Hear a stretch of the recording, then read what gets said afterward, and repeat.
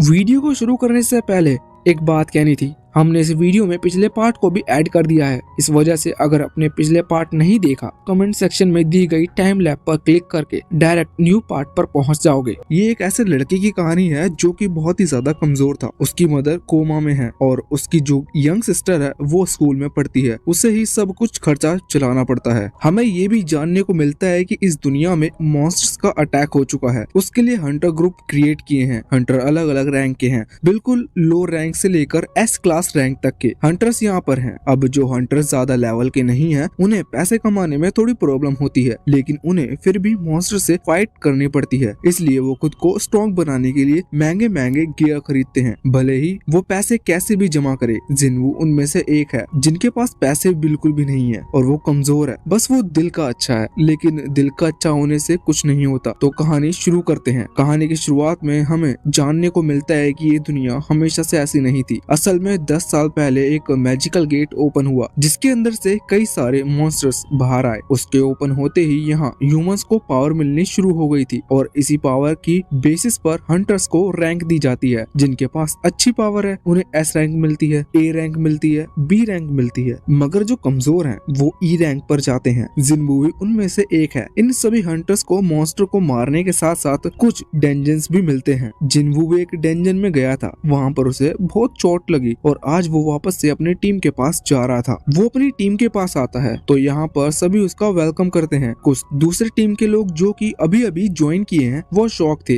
कि आखिर ये लड़का कौन है। इसकी एज भी ज्यादा नहीं है और दिखने में भी कमजोर लग रहा है, फिर भी सब इससे इतने अच्छे से बात कर रहे हैं। पर तभी वो दूसरा लड़का उसे बताता है कि असल में ये जिन्वू है, ये बहुत ज्यादा कमजोर है। ये इतना ज्यादा कमजोर है कि अभी पिछले टाइम जब सबसे कमजोर मतलब अभी तक का देखा गया सबसे वीक डेंजन जो था उसमें भी इसे चोट लगी है। ये सुनकर वो शॉक हो जाता है। हम देखते हैं यहाँ पर जिन्वू की फ्रेंड जूही जो कि उसी की टीम में है, वो आती है और जिन्वू से पूछती है कि क्या तुम ठीक हो। जिन्वू कहता है कि हाँ मैं ठीक हूँ। वैसे असल में उसे चोट लगने का एक कारण ये भी था कि जब वो वहाँ डेंजन के अंदर गए थे तो उनकी टीम में कोई हीलर नहीं था। हीलर के ना होने से उनकी टीम अधूरी हो गई थी। इस पर जूही कहती है ये तो गलत बात है, तुम्हें वहाँ नहीं जाना चाहिए था। पर जिन्वू कहता है कि इनमें से गलती उसी की है क्योंकि वो कमजोर है। वैसे अब एक और डेंजन ओपन होने वाला था। जिन्वू भी वहां जाने के लिए पूरी तरह से तैयार था। वो उनका जो लीडर है वो बताता है कि डेंजन बहुत ज्यादा डिफिकल्ट नहीं है, लेकिन फिर भी हमें वहां पर संभल के रहना होगा। पिछली बार हमारे कई मेंबर्स को चोट आई थी। अब वो लोग वहां पहुंचते हैं। जिन्वू के पास एक वेपन है जो कि ई रैंक का वेपन कहा जाता है क्योंकि उससे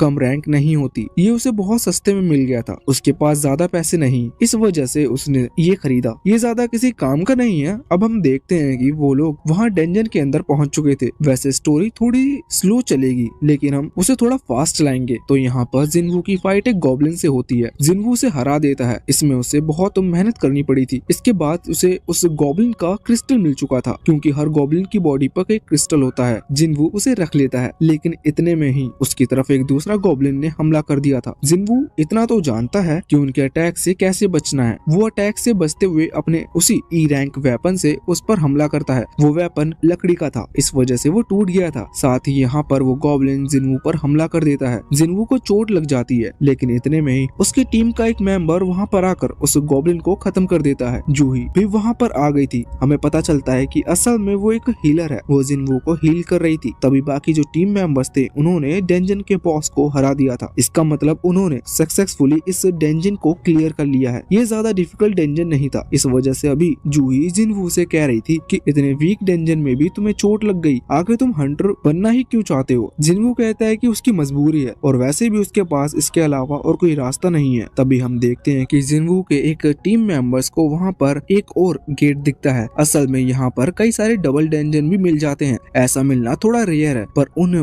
वो मिल चुका था। यहाँ पर ऐसी सिचुएशन में होना कहा गया है कि अगर उन्हें डबल डेंजन मिलते हैं तो उसे एक डेंजन को क्लियर करने के बाद उस दूसरे डेंजन में नहीं जाना है। उसे इस चीज की रिपोर्ट हंटर एसोसिएशन में करनी है, लेकिन वो ऐसा नहीं करना चाहते थे क्योंकि अगर उन्हें ऐसा किया तो ये डेंजन उनके हाथ से चला जाएगा। अक्सर ऐसा होता है कि जब डबल डेंजन मिलते हैं तो वो जो दूसरा डेंजन है वो किसी और पार्टी को दे दिया जाता है और यहाँ पर वो लोग देखते हैं कि ये जो दूसरा डेंजन है वो रैंक डी का है। इसका मतलब अगर वो चाहे तो उसे आराम से क्लियर कर सकते हैं और इससे उस डेंजन के रिवॉर्ड भी उन्हें मिल जाएंगे। वैसे इसके लिए वेटिंग की जाती है। उनके टीम में टोटल 13 मेंबर्स हैं, जिसमें 6 ने हाँ की थी और 6 ने ना। अब आखिरी डिसीजन जिनवू का था। यहाँ पर जूही जिनवू से कहती है कि तुम बताओ तुम क्या करना चाहते हो। जूही ने तो मना किया था मगर जिनवू थोड़ा सोचने के बाद हाँ कर देता है। असल में उसे भी पैसों की जरूरत है और डेंजन क्लियर करने से उन्हें अच्छे खासे रिवॉर्ड मिल जाएंगे। जिनवू वीक है लेकिन उसे भी एक हिस्सा मिल जाता है जिससे कि वो अपनी यंग सिस्टर के स्कूल का खर्चा, खाने का खर्चा चला लेता है। अब अगले सीन में वो लोग वहाँ अंदर की तरफ बढ़ते हैं। कुछ देर आने के बाद उन्हें एक बड़ा सा गेट दिखता है। वो सभी बहुत लालची हो रहे थे, इस वजह से वो गेट के अंदर जाना चाहते हैं। रास्ते में जूही जिनवू को चिल्ला रही थी। वो कह रही थी कि तुम मरना क्यों चाहते हो। अभी अभी एक डेंजर में जो कि इतना कम लेवल का था उसमें तुम्हें चोट लग गई है, तो ये डी लेवल का है। यहाँ पर तुम्हें बहुत ज्यादा देख कर रहना होगा। जिनवू इस पर हाँ करता है। वैसे अब वो उस गेट के अंदर आ चुके थे। अचानक से उस अंधेरे कमरे में बहुत सारी टॉर्च जलना शुरू हो जाती है। वो लोग देखते हैं कि ये जगह बहुत बड़ी है, साथ ही साथ यहाँ पर कई सारे स्टैचू रखे हुए थे। वो जब आगे बढ़ जाते हैं तो उन्हें एक और स्टैचू दिखता है। ये बहुत बड़ा स्टैचू था, ये वहाँ का सबसे बड़ा स्टैचू था और ये जिस चेयर पर बैठा हुआ था वो बिल्कुल थ्रोन की तरह लग रही थी। अब वो यहाँ पर नोटिस करते हैं कि जमीन पर एक सर्कल बना हुआ है जिसमें कुछ फॉर्मेशन टाइप की लाइंस बनी हुई थी। तभी वो लोग ये देखते हैं कि यहाँ एक स्टैचू के हाथ में एक बोर्ड है और उस पर कुछ लिखा हुआ है। उस पर 3 चीजें लिखी हुई थी और लिखा था कि ये कमांड है सभी के लिए। पहली चीज थी वर्शिप ऑफ गॉड, दूसरी थी प्रेयर्स ऑफ गॉड और तीसरी चीज थी बिलीव इन गॉड। वैसे ये सब इंग्लिश में ही लिखी थी मगर इनका मतलब क्या है ये हमें आगे समझ में आएगा। वैसे उन सभी को महसूस हो रहा था कि कोई उन पर नजर रखे हुए है पर वहाँ कोई था नहीं। तभी जूही जिनवू से कहती है कि इस बड़े से स्टैचू की आंख हिल रही है।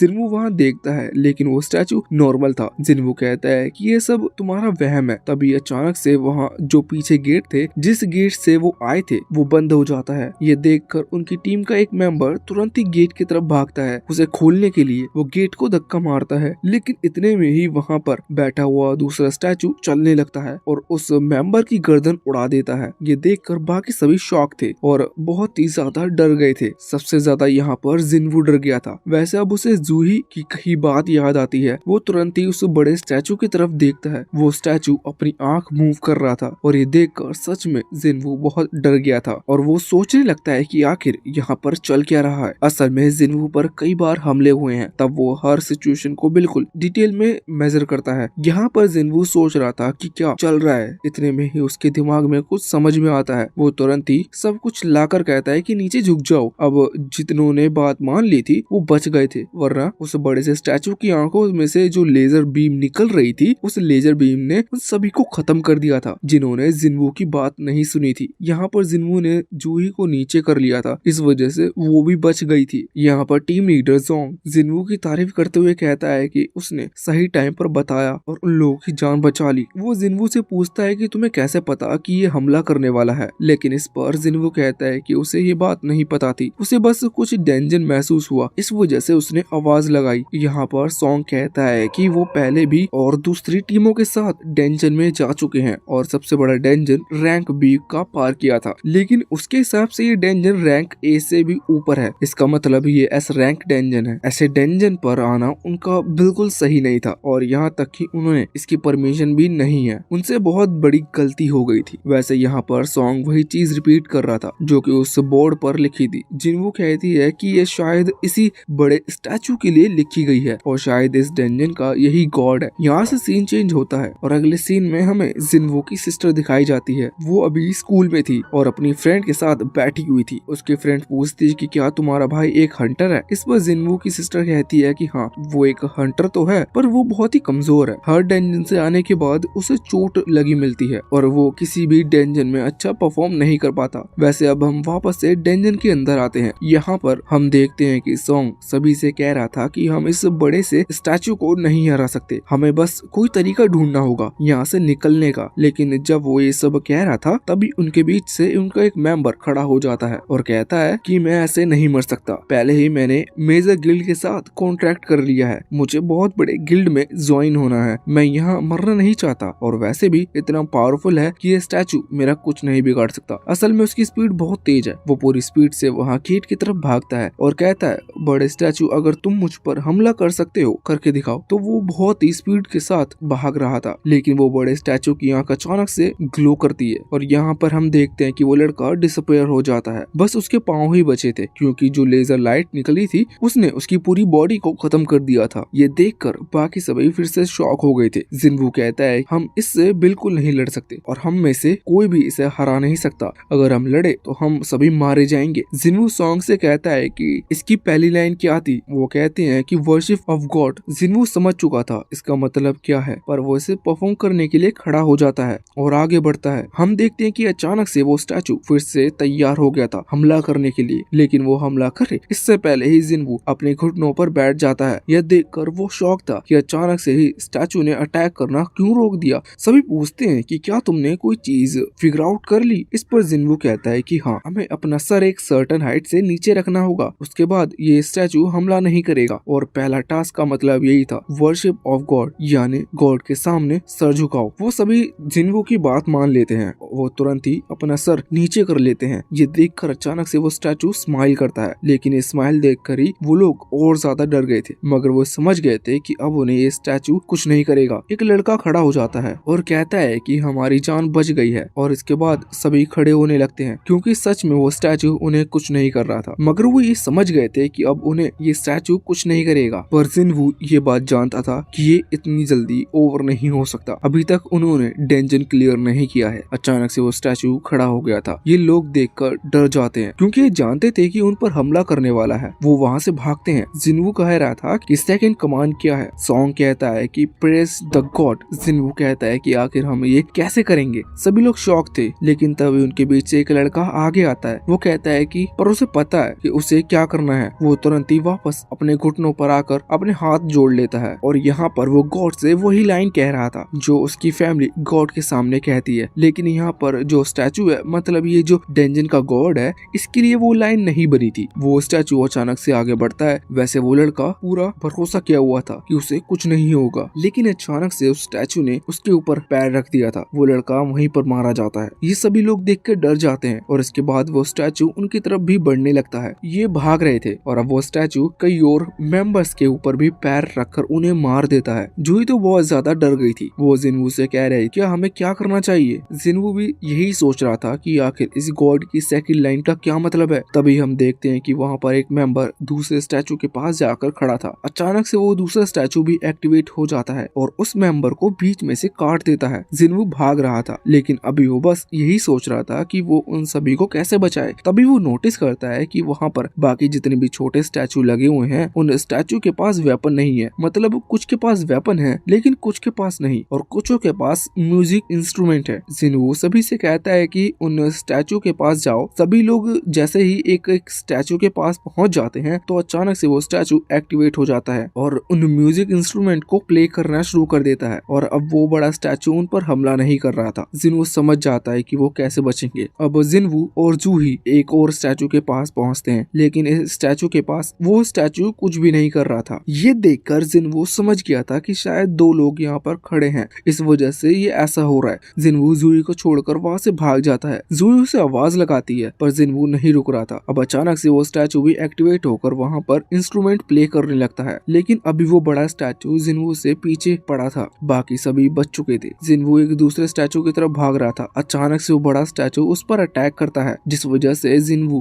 का पैर कट जाता है। लेकिन यहाँ पर जिन्वू किसी तरह से उस छोटे स्टैचू पर पहुंच गया था और वो स्टैचू भी एक्टिवेट हो जाता है, जिस वजह से जिन्वू की जान बच जाती है और अब वो बड़ा स्टैचू वापस अपने थ्रोन के ऊपर जाकर बैठ गया था। इस चीज में इन सभी की जान बच गई थी, लेकिन अभी अभी जो हुआ वो उस चीज को सहन नहीं कर पा रहे थे। हम देखते हैं कि बाकी मेंबर तो अभी सॉन्ग के ऊपर इल्जाम लगा रहे थे कि उसी ने यहाँ पर आने की परमिशन सभी को दी, जबकि आधे लोग मना कर रहे थे। वैसे सॉन्ग तो यहाँ पर खुद अपना एक हाथ खो चुका था। दूसरी तरफ हम देखते हैं कि जब जिन्वू का पैर कट चुका था, तो यहाँ पर जूही उसे हील करने की कोशिश कर रही थी, लेकिन जूही इतनी बड़ी हीलर नहीं है कि जो पैर कट कट चुका है उसे वो फिर से रीजनरेट कर सके। और ज्यादा एनर्जी यूज करने की वजह से अचानक से उसके मुंह से भी खून निकलने लगता है और उसकी एनर्जी पूरी तरह से खत्म हो चुकी थी। यहाँ पर जिन्वू सभी से कहता है, देखो लड़ने की जरूरत नहीं है, हमें बस किसी तरह से यहाँ से निकलना होगा। हमने 2 कमांड पूरी कर ली है। इसके बाद हम देखते हैं कि अचानक से वो स्टैचू फिर से हिलता है और अपनी पावर से वहाँ बीच में जहाँ वो फॉर्मेशन टाइप का सर्कल बना हुआ था वहाँ पर अपनी मैजिक स्पेल का यूज करता है। जिसके बाद वहाँ पर कोई चीज बाहर को निकल आई थी। किसी को भी कुछ समझ में नहीं आ रहा था। सभी लोग जिन्वू से पूछते हैं। जिन्वू कहता है कि तीसरी लाइन थी बिलीव इन गॉड। वो कहते हैं कि शायद हमें सैक्रिफाइस करना होगा। ये सुनते ही किसी को समझ नहीं आता, लेकिन उनके बीच में जो उनका एक दोस्त है वो तुरंत एक तलवार निकालते हुए सॉन्ग की गर्दन पर रख देता है। वो कहता है कि अगर यहाँ पर कोई सैक्रिफाइस करेगा तो वो ये है, सॉन्ग उसे ही सैक्रिफाइस करना होगा, इससे हमारी जान बच जाएगी। सॉन्ग एक लीडर है इसलिए वो तुरंत ही यहाँ पर हाँ कर देता है, क्योंकि वो जानता था कि गलती उसी की है। वो अगर चाहता तो अपनी टीम को रोक सकता था। अब वो वहाँ आगे बढ़ता है, लेकिन जैसे ही वो फॉर्मेशन सर्कल के बीच में आता है तो अचानक से वहाँ पर जग ऑरेंज फ्लेम आ जाती है। ये देखकर सॉन्ग जिन्वू से पूछता है कि अब मुझे क्या करना है। जिन्वू थोड़ा शॉक था, लेकिन फिर वो माफी मांगता है। कहता है कि शायद हमें किसी लिविंग सैक्रिफाइस की जरूरत नहीं, मगर अभी वो उसे समझा नहीं पाया था कि उन्हें असलियत में करना क्या है। वो अपने दोस्त से कहता है कि वो लोग उसे वहाँ सर्कल के बीच में ले चलें। अब जैसे ही 2 लोग उसे पकड़कर वहाँ उस सर्कल के बीच में लाते हैं, अचानक से वहाँ पर 3 और ऑरेंज फ्लेम्स आ जाती हैं। जिन्वू देखकर शॉक था। अब जब बाकी लोग भी वहाँ आते हैं तो अचानक से वो सारी ऑरेंज फ्लेम एक्टिवेट हो जाती हैं। जिसके बाद गेट खुलने लगा था और बाकी जो स्टैचू थे वो छोटे वाले वो आगे बढ़ रहे थे और उन्हीं की तरफ आ रहे थे। सभी जैसे ही उन स्टैचू की तरफ देखते हैं तो वो रुक जाते हैं और साथ ही साथ वहाँ पर ब्लू फ्लेम्स भी आना स्टार्ट हो गई थी। जिन्वू कहता है कि अगर हम इन्हें देख रहे हैं तो ये स्टैचू मूव नहीं करेंगे, लेकिन अब अच्छा भला गेट खुल चुका है। जिन्वू ये भी कह रहा था कि अगर हम कुछ टाइम ऐसा ही करते रहे तो ज्यादा टाइम इस डंजन से ना निकलने की वजह से हंटर एसोसिएशन वाले दूसरी टीम को यहाँ भेजेंगे, फिर हम बच सकते हैं। पर उन लोगों को ये मंजूर नहीं था। उन लोगों को अपनी जान बचानी थी। उनमें से एक तुरंत ही वहाँ से भाग जाता है। अब गेट धीरे से बंद होने लगता है। एक ऑरेंज फ्लेम भी कम हो गई थी, साथ ही वो स्टैचू भी आगे बढ़ने लगा था, लेकिन एक आदमी 2 स्टैचू की तरफ देख सकता है। अब जिन्वू ये देखकर शॉक था कि आखिर उसका ही दोस्त उसे धोखा क्यों दे रहा है। अचानक से वहाँ पर एक और टीम मेंबर रोने लगता है और कहता है कि उसे भी यहाँ से जाना होगा, क्योंकि उसे जिंदा रहना है। वो यहाँ नहीं रुक सकता, क्योंकि वो इतने ही दिन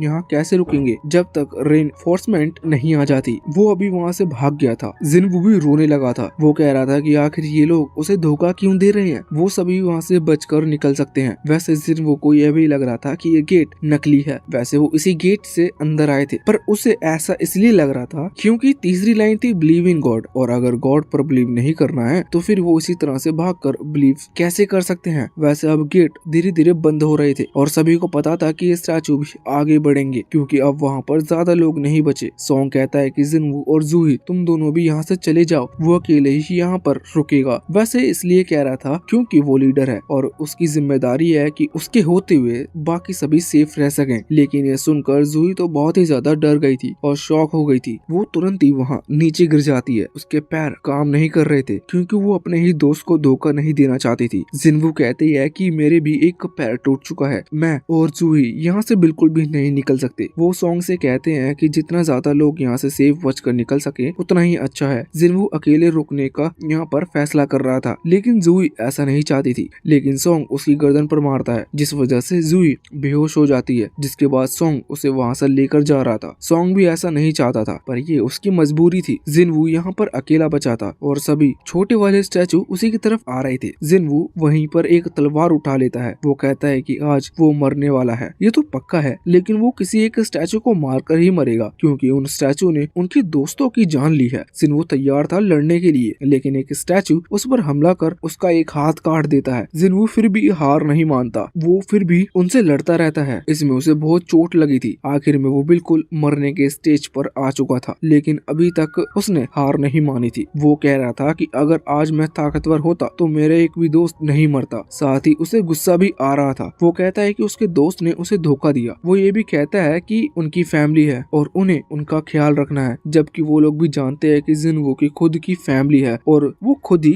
अपनी फैमिली का ख्याल रखता है। जब उसके ऊपर आखिरी हमला होने वाला था तो जिन्वू जोर से चिल्लाता है कि वो नहीं मरना चाहता, उसे एक और चांस चाहिए। अब वो आखिरी अटैक रुक जाता है और अचानक अचानक से ब्लू फ्लेम जो कि आखिरी बची थी वो भी गायब हो जाती है। जिन्वू के सामने एक स्क्रीन आती है जिस पर लिखा हुआ था कि क्या वो गेम कंटिन्यू रखना चाहता है और उसके पास सिर्फ दो ऑप्शन थे, यस और नो। अब जिन्वू यस पर क्लिक कर देता है जिसके बाद अचानक से एक और स्क्रीन आती है जो कि उसे कांग्रेचुलेशन कह रही थी। लेकिन तभी सीन चेंज होता है। हम देखते हैं कि अभी जिन्वू की नींद एक हॉस्पिटल में खुली थी। वो ये देखकर शॉक था। उसकी बॉडी पर कहीं भी कोई चोट के निशान नहीं है। अब इसके बाद वो अपने हाथ देखता है और अपने पैर, उसका पैर तो वहाँ पर कटा था लेकिन अभी उसके पैर बिल्कुल ठीक थे। ये देखकर वो और ज्यादा शॉक हो गया था और सोचने लगता है कि ऐसा कैसे हो सकता है, उसने कोई सपना तो नहीं देखा। लेकिन तभी वहाँ हॉस्पिटल के गेट पर कोई आता है। हमें पता चलता है कि असल में हंटर एसोसिएशन का मैनेजर है। ये यहाँ पर जिन्वू को देखकर खुश था पर जिन्वू उसे नहीं पहचाना था। वो बताता है कि वो कौन है। वो ये भी बताता है कि जिन्वू यहाँ पर 3 दिनों से बेहोश था। ये सुनकर जिन्वू और ज्यादा शॉक हो जाता है। वैसे यहाँ पर जिन्वू अपने दोस्त सॉन्ग और जूही के बारे में पूछता है। इस पर मैनेजर कहते हैं कि वो दोनों वैसे तो ठीक है लेकिन सॉन्ग ने अपना एक हाथ खो दिया जिस वजह से उसे अब हंटर बनने से रिटायरमेंट लेनी होगी और साथ ही साथ जूही थोड़ी मेंटली डिस्टर्ब हो चुकी है। उसकी साइकोलॉजी ट्रीटमेंट चल रही है लेकिन कुछ कहा नहीं जा सकता। शायद उसे भी अब हंटर एसोसिएशन छोड़नी होगी। वैसे वो मैनेजर कह रहा था कि हम बहुत ही ज्यादा शॉक हैं क्योंकि अभी तक ऐसा कभी नहीं हुआ था। सभी जो लोग भागे थे उन्होंने एक दूसरे हंटर ग्रुप को ये सब बताया और वहाँ से निकल गए। लेकिन वो दूसरा हंटर ग्रुप डिसाइड किया कि वो वहाँ जाएंगे। जब वहाँ पहुँचे तो उसे तुम पड़े हुए मिले लेकिन एक अजीब सी चीज हुई। उन्हें कोई भी स्टैचू या फिर कोई भी ऐसा कमरा नहीं दिखा जिसके बारे में सभी तुम्हारे ग्रुप बात कर रहे थे। मैनेजर कहता है कि खुद की जान बचाने के लिए वो लोग झूठ भी कह सकते हैं लेकिन सभी लोग एक ही बात कह रहे थे। इस वजह से इस बात पर थोड़ा सा विश्वास करना पड़ रहा था। वैसे वो इस बात से भी शॉक थे कि आखिर वहाँ पर जिन्वू जिंदा बच कैसे गया क्योंकि जिन्वू कमजोर है और उसका जो साथी है वो वहाँ पर मरा पड़ा था और जिन्वू पूरी तरह से ठीक है, उसे एक खरोंच तक नहीं लगी। यहाँ पर मैनेजर कह रहा था कि हमें इस पर शक है कि शायद तुमने अपनी सेकंड अवेकनिंग पूरी कर ली है। जिन्वू को इस सब के बारे में कुछ नहीं पता था। वो जब पूछता है तो मैनेजर बताता है कि ये बहुत रेयर केस में होता है, जैसे कि नॉर्मल ह्यूमन कभी अवेकनिंग कर ले तो वो भी एक हंटर बन सकता है, एक अच्छे लेवल का हंटर। नॉर्मली जो कम लेवल के हंटर हैं अगर वो सेकंड लेवल की अवेकनिंग कर लेते हैं तो इसके बाद ए रैंक या फिर एस रैंक तक भी पहुंच सकते हैं। ये बहुत बड़ी बात है। वैसे जिन्वू को नहीं लग रहा था कि उसने अवेकनिंग की है क्योंकि उसे अपने अंदर कोई खास एनर्जी महसूस नहीं हो रही थी। पर तभी मैनेजर एक डिवाइस दिखाता है जो कि असल में वो पावर चेक करने के लिए यूज करते हैं। यहाँ पर जिन्वू को बस उसके ऊपर हाथ रखना था। वैसे जिन्वू खुश था क्योंकि उसे लग रहा था कि शायद ये उसका बहुत ही लकी डे हो सकता है। वैसे यहाँ पर मैनेजर मन में सोच रहा था कि जिन्वू ने इतने खतरनाक डेंजर से सर्वाइव कर लिया, इसका मतलब उसकी रैंक ए या फिर एस तो हो ही चुकी है। लेकिन अब जब जिन्वू उस डिवाइस पर हाथ रखता है तो उसके पॉइंट 10 आते हैं। जिन्वू ये सुनकर शॉक था। वो पूछता है कि इसका मतलब क्या है, लेकिन मैनेजर कहता है कि तुम में कोई खास बात नहीं है, ये पॉइंट बिल्कुल नॉर्मल है और तुम सबसे कमजोर हंटर हो। इसके बाद अब वो वहाँ से चला गया था। वैसे हमें ये जानने को मिलता है कि जो ई रैंक के हंटर होते हैं उनका स्कोर पॉइंट 70 के आसपास होता है। इसका मतलब जिन्वू का उनसे बहुत ज्यादा कम है और जबकि ई रैंक से नीचे कुछ नहीं होता। वैसे मैनेजर ये भी सोच रहे थे कि कहीं ऐसा तो नहीं वो जो भी डेंजन था जिसके बारे में वो बात कर रहे थे वो यहाँ से कहीं गायब हो गया हो। लेकिन अब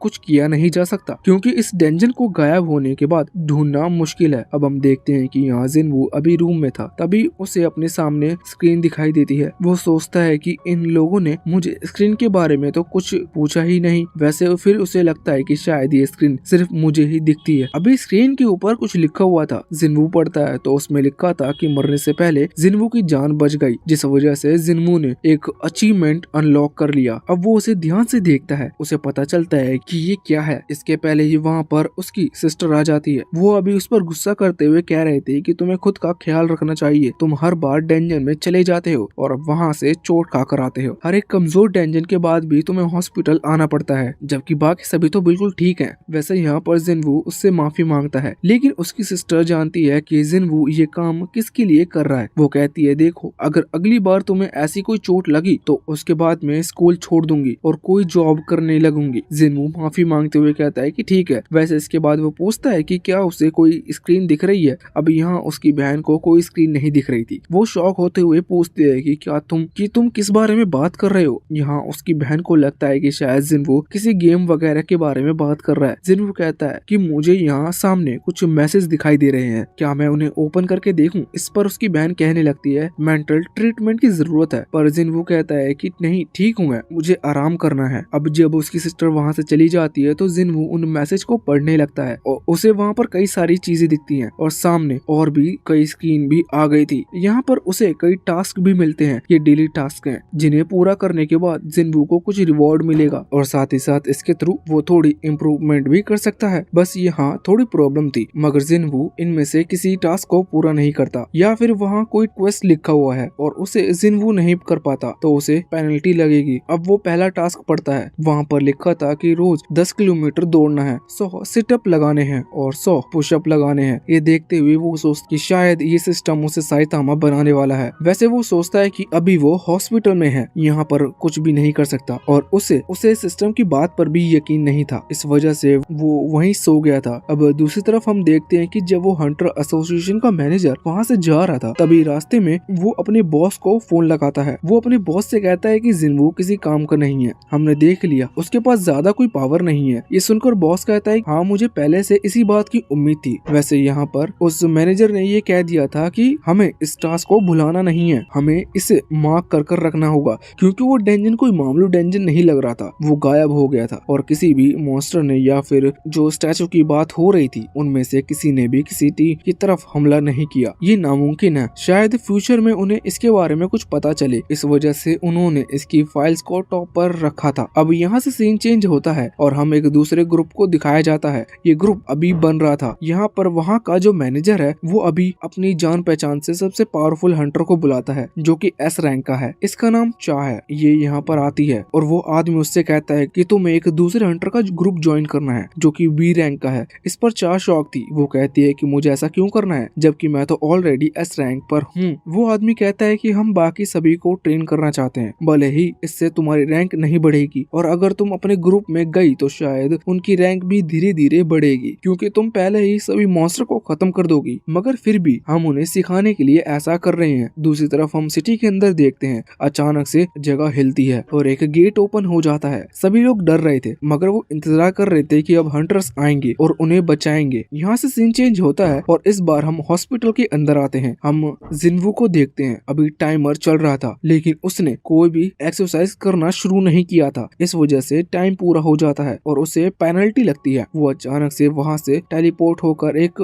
डेजर्ट के अंदर आ गया था जहाँ उसके पीछे एक बहुत बड़ा जायंट सेंटिपिड मॉन्स्टर पड़ जाता है। वो वहाँ से भागता है लेकिन वो मॉन्स्टर उसे पकड़ नहीं पा रहा था, बस वो उसका पीछा कर रहा था। वो उसे जानबूझकर भगाना चाहता था। दूसरी तरफ हम देखते हैं कि सच में हॉस्पिटल के अंदर जिनवू गायब था क्योंकि जब नर्स वहाँ पर आती है तो वहाँ नहीं था। मतलब जिनवू अभी अपने सपने में नहीं बल्कि वो रियल लाइफ में एक डेजर्ट के अंदर पहुंच चुका था। यहाँ पर जिनवू ऐसा ही भागते भागते उसे 2 घंटे हो जाते हैं। दूसरी तरफ हम देखते हैं कि नर्स परेशान थी। वो पूरा हॉस्पिटल देख लेती है, उन्हें जिनवू कहीं पर भी नहीं मिलता। अब हम वापस से जिनवू को देखते हैं। उसे 4 घंटे पूरे होने वाले थे, मतलब वो 4 घंटे से लगातार दौड़ रहा है। अब 4 घंटे जैसे ही पूरे होते हैं तो उसकी पेनल्टी टाइम ओवर हो जाता है। वो इतना ज्यादा थक गया था कि वो वहीं पर बेहोश हो गया था, लेकिन इसके पहले उसने अपने रिवॉर्ड नहीं देखे थे। शायद ये उसे बाद में पता चलेंगे क्योंकि वो इसके बाद फिर से टेलीपोर्ट होता है और हॉस्पिटल के अंदर आ जाता है। बाकी नर्स जब उसे देखती है तो वो बहुत ज्यादा शॉक हो गई थी। ये तो यही है। अब अगले दिन जब जिनवू उठता है तो वो फैसला करता है कि वो कमजोर बनकर नहीं रहेगा, उसे स्ट्रॉन्ग बनना होगा और अब वो सारे टास्क पूरे करेगा। सबसे पहले तो वो सभी अपनी सिस्टर को कॉल लगाता है और कहता है कि अब तुम्हें चिंता करने की जरूरत नहीं है, मैं अब कमजोर नहीं रहूंगा, मैं बहुत ही स्ट्रॉन्ग होने वाला हूँ। इसके बाद वो अपने टास्क को पूरा करने के लिए निकल चुका था। टास्क धीरे धीरे ऊपर बढ़ेंगे, इसका मतलब उसे ज्यादा प्रॉब्लम नहीं होगी। वैसे कुछ दिन बीत जाते हैं और अब हम जूही को देखते हैं। उसे कॉल आया था जिसमें उसे एक रैंक डी के डेंजन में बुलाया था, मगर वो मना कर रही थी। मगर वो जो आदमी था वो बताता है कि जिनवू अब होश में आ चुका है और उसने तो ट्रेनिंग करना भी शुरू कर दिया है। ये सुनकर जूही खुश थी। वो तुरंत ही जिनवू से मिलने के लिए हॉस्पिटल में पहुंच जाती है। हॉस्पिटल के अंदर हम देखते हैं कि जब वो आ रही थी तब वहाँ पर कुछ नर्स आपस में बात कर रही थी। वो जिनवू के बारे में बात कर रही थी। वो कहती है कि जिनवू सुबह सुबह दौड़ने चला जाता है और साथ ही वो बहुत ज्यादा एक्सरसाइज कर रहा है। ये उसकी हेल्थ के लिए खराब होगा क्योंकि अभी तक उसने पूरी तरह से रिकवर नहीं किया। वैसे वो ये भी कह रही थी कि जो हंटर्स होते हैं वो नॉर्मल इंसान से जल्दी हील करते हैं, लेकिन जिनवू के केस में उल्टा है, उसने बिल्कुल ही नहीं किया, लेकिन फिर भी वो इतना हार्ड ट्रेनिंग कर रहा है। इसके बाद यहाँ से सीन चेंज होता है और हम जिनवू को देखते हैं जो कि अभी रनिंग कर बैठा हुआ था। हमें जानने को मिलता है कि जब अभी वो अपना कोई टास्क पूरा करता है तो अचानक से उसे 3 रिवॉर्ड मिलते हैं। वैसे ही सिस्टम उसे मिले हुए 4 दिन हो चुके हैं और उसे लगभग थोड़े थोड़े रिवॉर्ड मिल भी चुके हैं। अब उन रिवॉर्ड के बारे में हमें कुछ डिटेल में नहीं बताया जाता, लेकिन हमें पता चलता है कि उसका एक रिवॉर्ड ये है कि उसके 3 पॉइंट मिलेंगे, जिन 3 पॉइंट को वो अपनी किसी भी चीज में ऐड कर सकता है। वो ज्यादातर उन पॉइंट्स को अपने स्ट्रेंथ में ऐड करता था, जिस वजह से उसकी स्ट्रेंथ इन 4 दिनों में पहले से कई गुना बढ़ जाती है। पर एक प्रॉब्लम थी, वो ऐसे ही किसी भी जगह पर बैठकर जब अपना सिस्टम चेक करता तो बाकी लोगों को उस सिस्टम को नहीं देख पाते और उन्हें लगता कि ये तो पागल है, ये हवा में ही देखकर क्या कर रहा है। वैसे अब वो वापस से हॉस्पिटल के अंदर आ गया था। यहाँ पर आकर वो देखता है कि उसे एक और रिवॉर्ड मिला है जो कि मिस्ट्री बॉक्स है। जब वो उसे खोल कर देखता है तो उसके अंदर से उसे एक चाबी मिलती है। वो देखकर शॉक था कि इस चाबी का वो क्या करे। तभी उसे पता चलता है कि ये इंस्टेंट डेंजन की चाबी है। असल में वो सिटी के अंदर जो डेंजन खोला है उसे अभी तक किसी ने भी एक्सप्लोर नहीं किया और शायद ये चाबी उसी की है। यहाँ पर जिन्वू को जानने को मिलता है कि इससे वो उस डेंजन के अंदर जा सकता है। उसकी लोकेशन भी वहाँ पर लिखी हुई थी। जिन्वू फैसला करता है कि वो वहाँ जरूर जाएगा। वैसे उसके पहले वो अपनी मदर को मिलने के लिए जा रहा था, जो कि अभी दूसरे हॉस्पिटल में हमें जानने को मिलती है कि उन्हें इंस्टेंट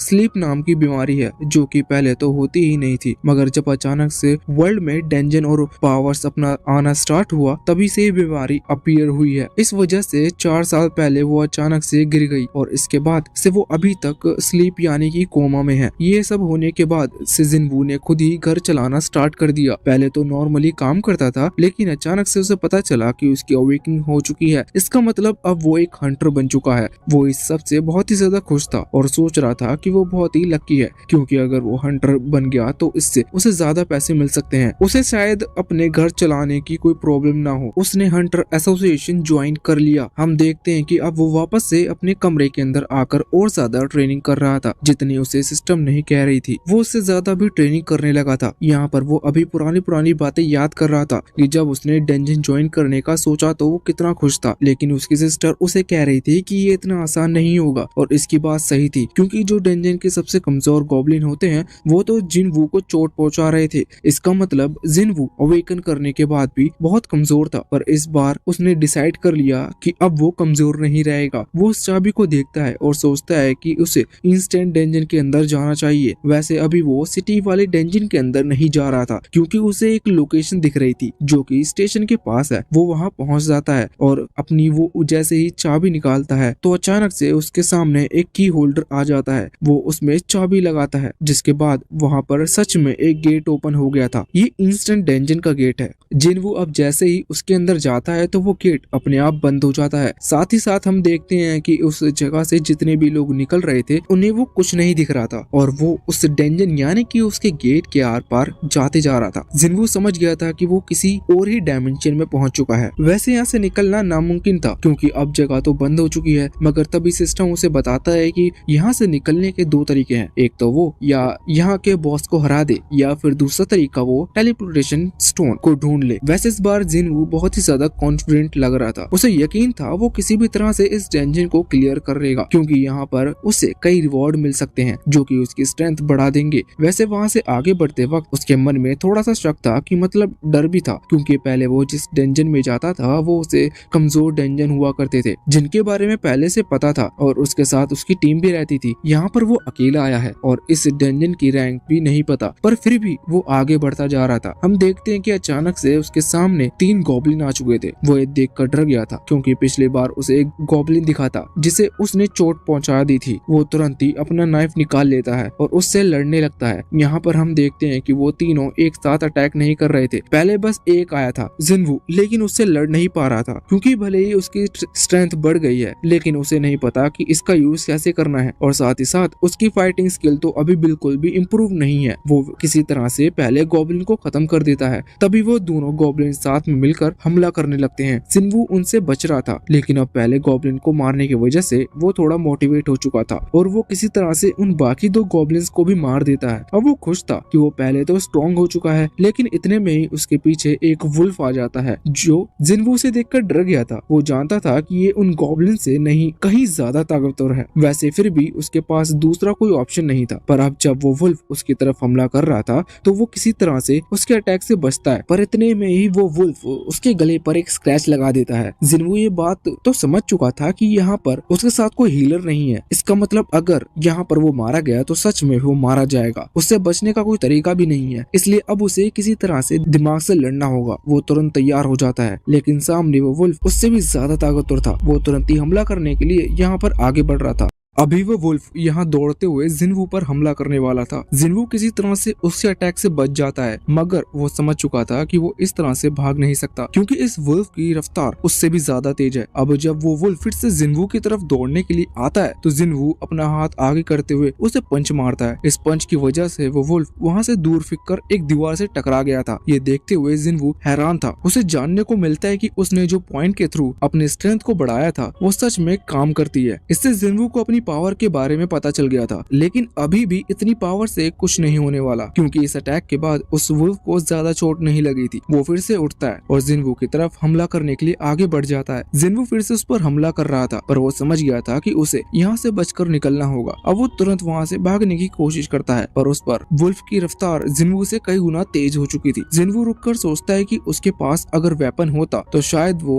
इससे लड़ सकता था। तभी उसे अपनी सीक्रेट इन्वेंट्री के अंदर से एक मैजिकल स्वॉर्ड को समन करता है। मैजिकल स्वॉर्ड के आते ही जिन्वू के अंदर थोड़ा सा कॉन्फिडेंस आ गया था। हम देखते हैं कि जब वो वुल्फ उसकी तरफ हमला करने के लिए आगे बढ़ रहा था तो जिन्वू उस तलवार को आगे करते हुए उस वुल्फ को बीच में से काट देता है। उसके ऐसा करते ही अचानक से सिस्टम एक्टिवेट होता है और उसके सामने स्क्रीन आती है जो कि कह रही थी कि उसने अपना लेवल अप कर लिया है। ये देखकर जिन्वू शॉक था। वैसे अभी वो ये सोच रहा था कि आखिर उसकी इन्वेंट्री के अंदर इतनी पावरफुल स्वॉर्ड क्या कर रही थी, जबकि इस तरह के वेपन तो इस वर्ल्ड में बहुत ही ज्यादा महंगे हैं। पर अब वो इस चीज के बारे में चिंता नहीं करता। अब वो और कुछ सोचे इससे पहले ही वहाँ पर दो और वुल्फ आ जाते हैं। जिन्वू इस बार उनसे नहीं डर रहा था क्योंकि उसके पास अब तलवार है और वो उनसे बिना डरे लड़ सकता है। मगर अब जब वो दोनों अटैक करने के लिए आगे बढ़ते हैं तो जिन्वू देखता है कि उसकी तलवार जमीन में फंस चुकी है और निकल नहीं रही। जिन्वू किसी तरह से अपनी तलवार को खींचता है, पर फिर भी वो नहीं निकाल पा रहा था। जिन्वू उससे रिक्वेस्ट करने लगता है और एक और बार उसे जोर से खींचता है। वो निकल जाती है और वो बिल्कुल लास्ट मौके पर निकली थी। जिन्वू अपनी तलवार को आगे स्विंग करते हुए पहले एक वुल्फ को हरा देता है। तभी दूसरा वुल्फ उसकी तरफ आ रहा था और जब जिन्वू उसकी तरफ अपनी तलवार चलाता है तो वो वुल्फ अपने मुंह से उस तलवार को पकड़ लेता है। जब जिन्वू सोच रहा था कि उसे ये तलवार अभी अभी मिली है और इस तरह से ये टूट सकती है क्योंकि पहले भी उसका एक वेपन टूट चुका है, इस वजह से वो तुरंत ही उस वुल्फ के लात मारते हुए वहाँ से दूर फेंक देता है और अपनी तलवार को उसकी गर्दन पर मारते हुए उसे भी खत्म कर देता है। अब तभी वहाँ पर एक और वुल्फ आ गया था, लेकिन ये जिन्वू पर हमला नहीं कर रहा था। असल में शायद ये जिन्वू की पावर को समझ चुका है, इस वजह से वो तुरंत ही डर कर वहाँ से भाग जाता है। इस बार जिन्वू भी उससे नहीं डरा था क्योंकि वो सोच रहा था कि जितनी बड़ी बड़ी मूर्ति यानी कि गॉड से उसका सामना उस सीक्रेट डंजन के अंदर हुआ था, वो इन वुल्फ के सामने कई ज्यादा ताकतवर थे। वैसे अब और भी कोई वुल्फ नहीं आ रहा था, इस वजह से जिन्वू थोड़ी देर रेस्ट करने का डिसाइड करता है। यहाँ पर वो अपने सिस्टम स्क्रीन को ओपन करता है। उसने जानने को मिलता है कि उसने लेवल अप कर लिया है, जबकि अभी वो रोज जब ट्रेनिंग करता था तो इससे उसका लेवल बिल्कुल भी अपग्रेड नहीं होता था। अभी वो अपने स्टेटस को चेक कर रहा था। उसे जानने को मिलता है कि उसने जितने भी वुल्फ को हराया है उसकी वजह से उसे 5 पॉइंट मिले हैं, जो कि उसके 5 पॉइंट अलग अलग एबिलिटी में एक एक ज्वाइंट हो गए थे। जिन्वू सोच रहा था कि आखिर ये पॉइंट वर्क किस तरह से करते हैं, मतलब अगर एक पॉइंट उसके स्ट्रेंथ में बढ़ता है तो इससे उसे कितनी ताकत मिली होगी। वैसे अभी स्ट्रेंथ के अलावा वहाँ पर और भी कोई चीज लिखी हुई थी, लेकिन जिन्वू को उनमें से कुछ भी नहीं पता। वो सोच रहा था कि आखिर ये इंटेलिजेंस से क्या लेना देना है, मतलब क्या वो समझदार हो जाएगा इसके बाद। पर उसे स्ट्रेंथ का तो पता था कि अगर वो अपने स्ट्रेंथ के पॉइंट को बढ़ा ले तो वो और ज्यादा ताकतवर हो सकता है। वैसे अभी उसे याद आता है कि उसने जिन वुल्फ को खत्म किया है उनके पास उसे क्रिस्टल मिल सकते हैं, क्योंकि सभी मॉन्स्टर के पास क्रिस्टल मिलते हैं। इस वजह से अब वो उन वुल्फ के पास जाता है और चेक करने लगता है। उनके पास कोई क्रिस्टल नहीं था, लेकिन जब वो उनके पास आता है तो अचानक से उसकी इन्वेंट्री में कोई आइटम स्टोर आ जाता है। ये आइटम असल में वुल्फ फैंग नाम का कोई वेपन था। जिन्वू उसे चेक करता है। उसे नहीं पता था कि इस वेपन से वो क्या कर सकता है, पर तभी उसके सामने एक शॉप स्क्रीन आ जाती है जिसमें वो उस आइटम का सेल कर सकता था। वैसे वहाँ पर खरीदने का भी ऑप्शन था। जिन्वू चेक करता है कि लेकिन उसे जानने को मिलता है कि अब वो कोई भी सामान नहीं खरीद सकता क्योंकि उसका लेवल अभी बहुत ही ज्यादा कम है। वैसे यहाँ पर जो वुल्फ फैंग वेपन था जिन्वू उसे सेल करता है। वो 20 गोल्ड कॉइन में बिकता है, लेकिन जिन्वू को नहीं पता कि ये सिस्टम वाले गोल्ड कॉइन रियल लाइफ में कितने पैसे होते होंगे। वैसे उसने ज्यादा उम्मीद भी नहीं लगाई थी क्योंकि वो जानता था कि ये सिस्टम बिल्कुल गेम की तरह है। साथ ही साथ वो ये भी सोच रहा था कि ये डेंजन ई रैंक का डेंजन है, यानी कि सबसे कम लेवल का डेंजन है। वैसे ऐसा जिन्वू को मानना था, अभी तक ऐसा कहीं पर लिखा नहीं था कि ये ई रैंक का डेंजन है। वैसे जिन्वू सोच रहा था कि अगर उसे इस डेंजन से बाहर निकलना है तो उसे इसके लिए टेलीपोर्टेशन स्टोन चाहिए होगा, या तो फिर इस डेंजन के बॉस को हराना होगा। अब बॉस के बारे में सोचकर पहले तो वो थोड़ा सा डर गया था। वो सोच रहा था कि यहाँ बॉस कितना ताकतवर होगा, पर उसे याद आता है कि इस नॉर्मल वुल्फ को हराने से उसका लेवल बढ़ रहा था, तो अगर वो किसी तरह से और भी कई सारे वुल्फ को हरा दे तो उसका लेवल इतना तो हो ही सकता है कि वो बॉस के साथ फाइट कर सके। हालांकि ये डेंजन कितना कमजोर है ये जिन्वू जानता था। अब जिन्वू आगे बढ़ने वाला था, लेकिन इतने में ही वहाँ पर बहुत सारे वुल्फ आ जाते हैं। हमें जानने को मिलता है अभी सभी जो वुल्फ डर कर वहाँ से भागा था वो अपनी पूरी टीम को लेकर आ चुका है, लेकिन जिन्वू इन्हें देखकर बिल्कुल भी नहीं डरा था, बल्कि वो लड़ने के लिए और ज्यादा एक्साइटेड हो गया था और उसके सामने अपनी तलवार आगे कर ली थी। हम देखते हैं कि वो सभी वुल्फ एक साथ आगे बढ़कर इस पर हमला करने लगते हैं, लेकिन जिन्वू एक के बाद एक उन्हें मारता जा रहा था। इस तरह से वो कई सारे वुल्फ को मार देता है।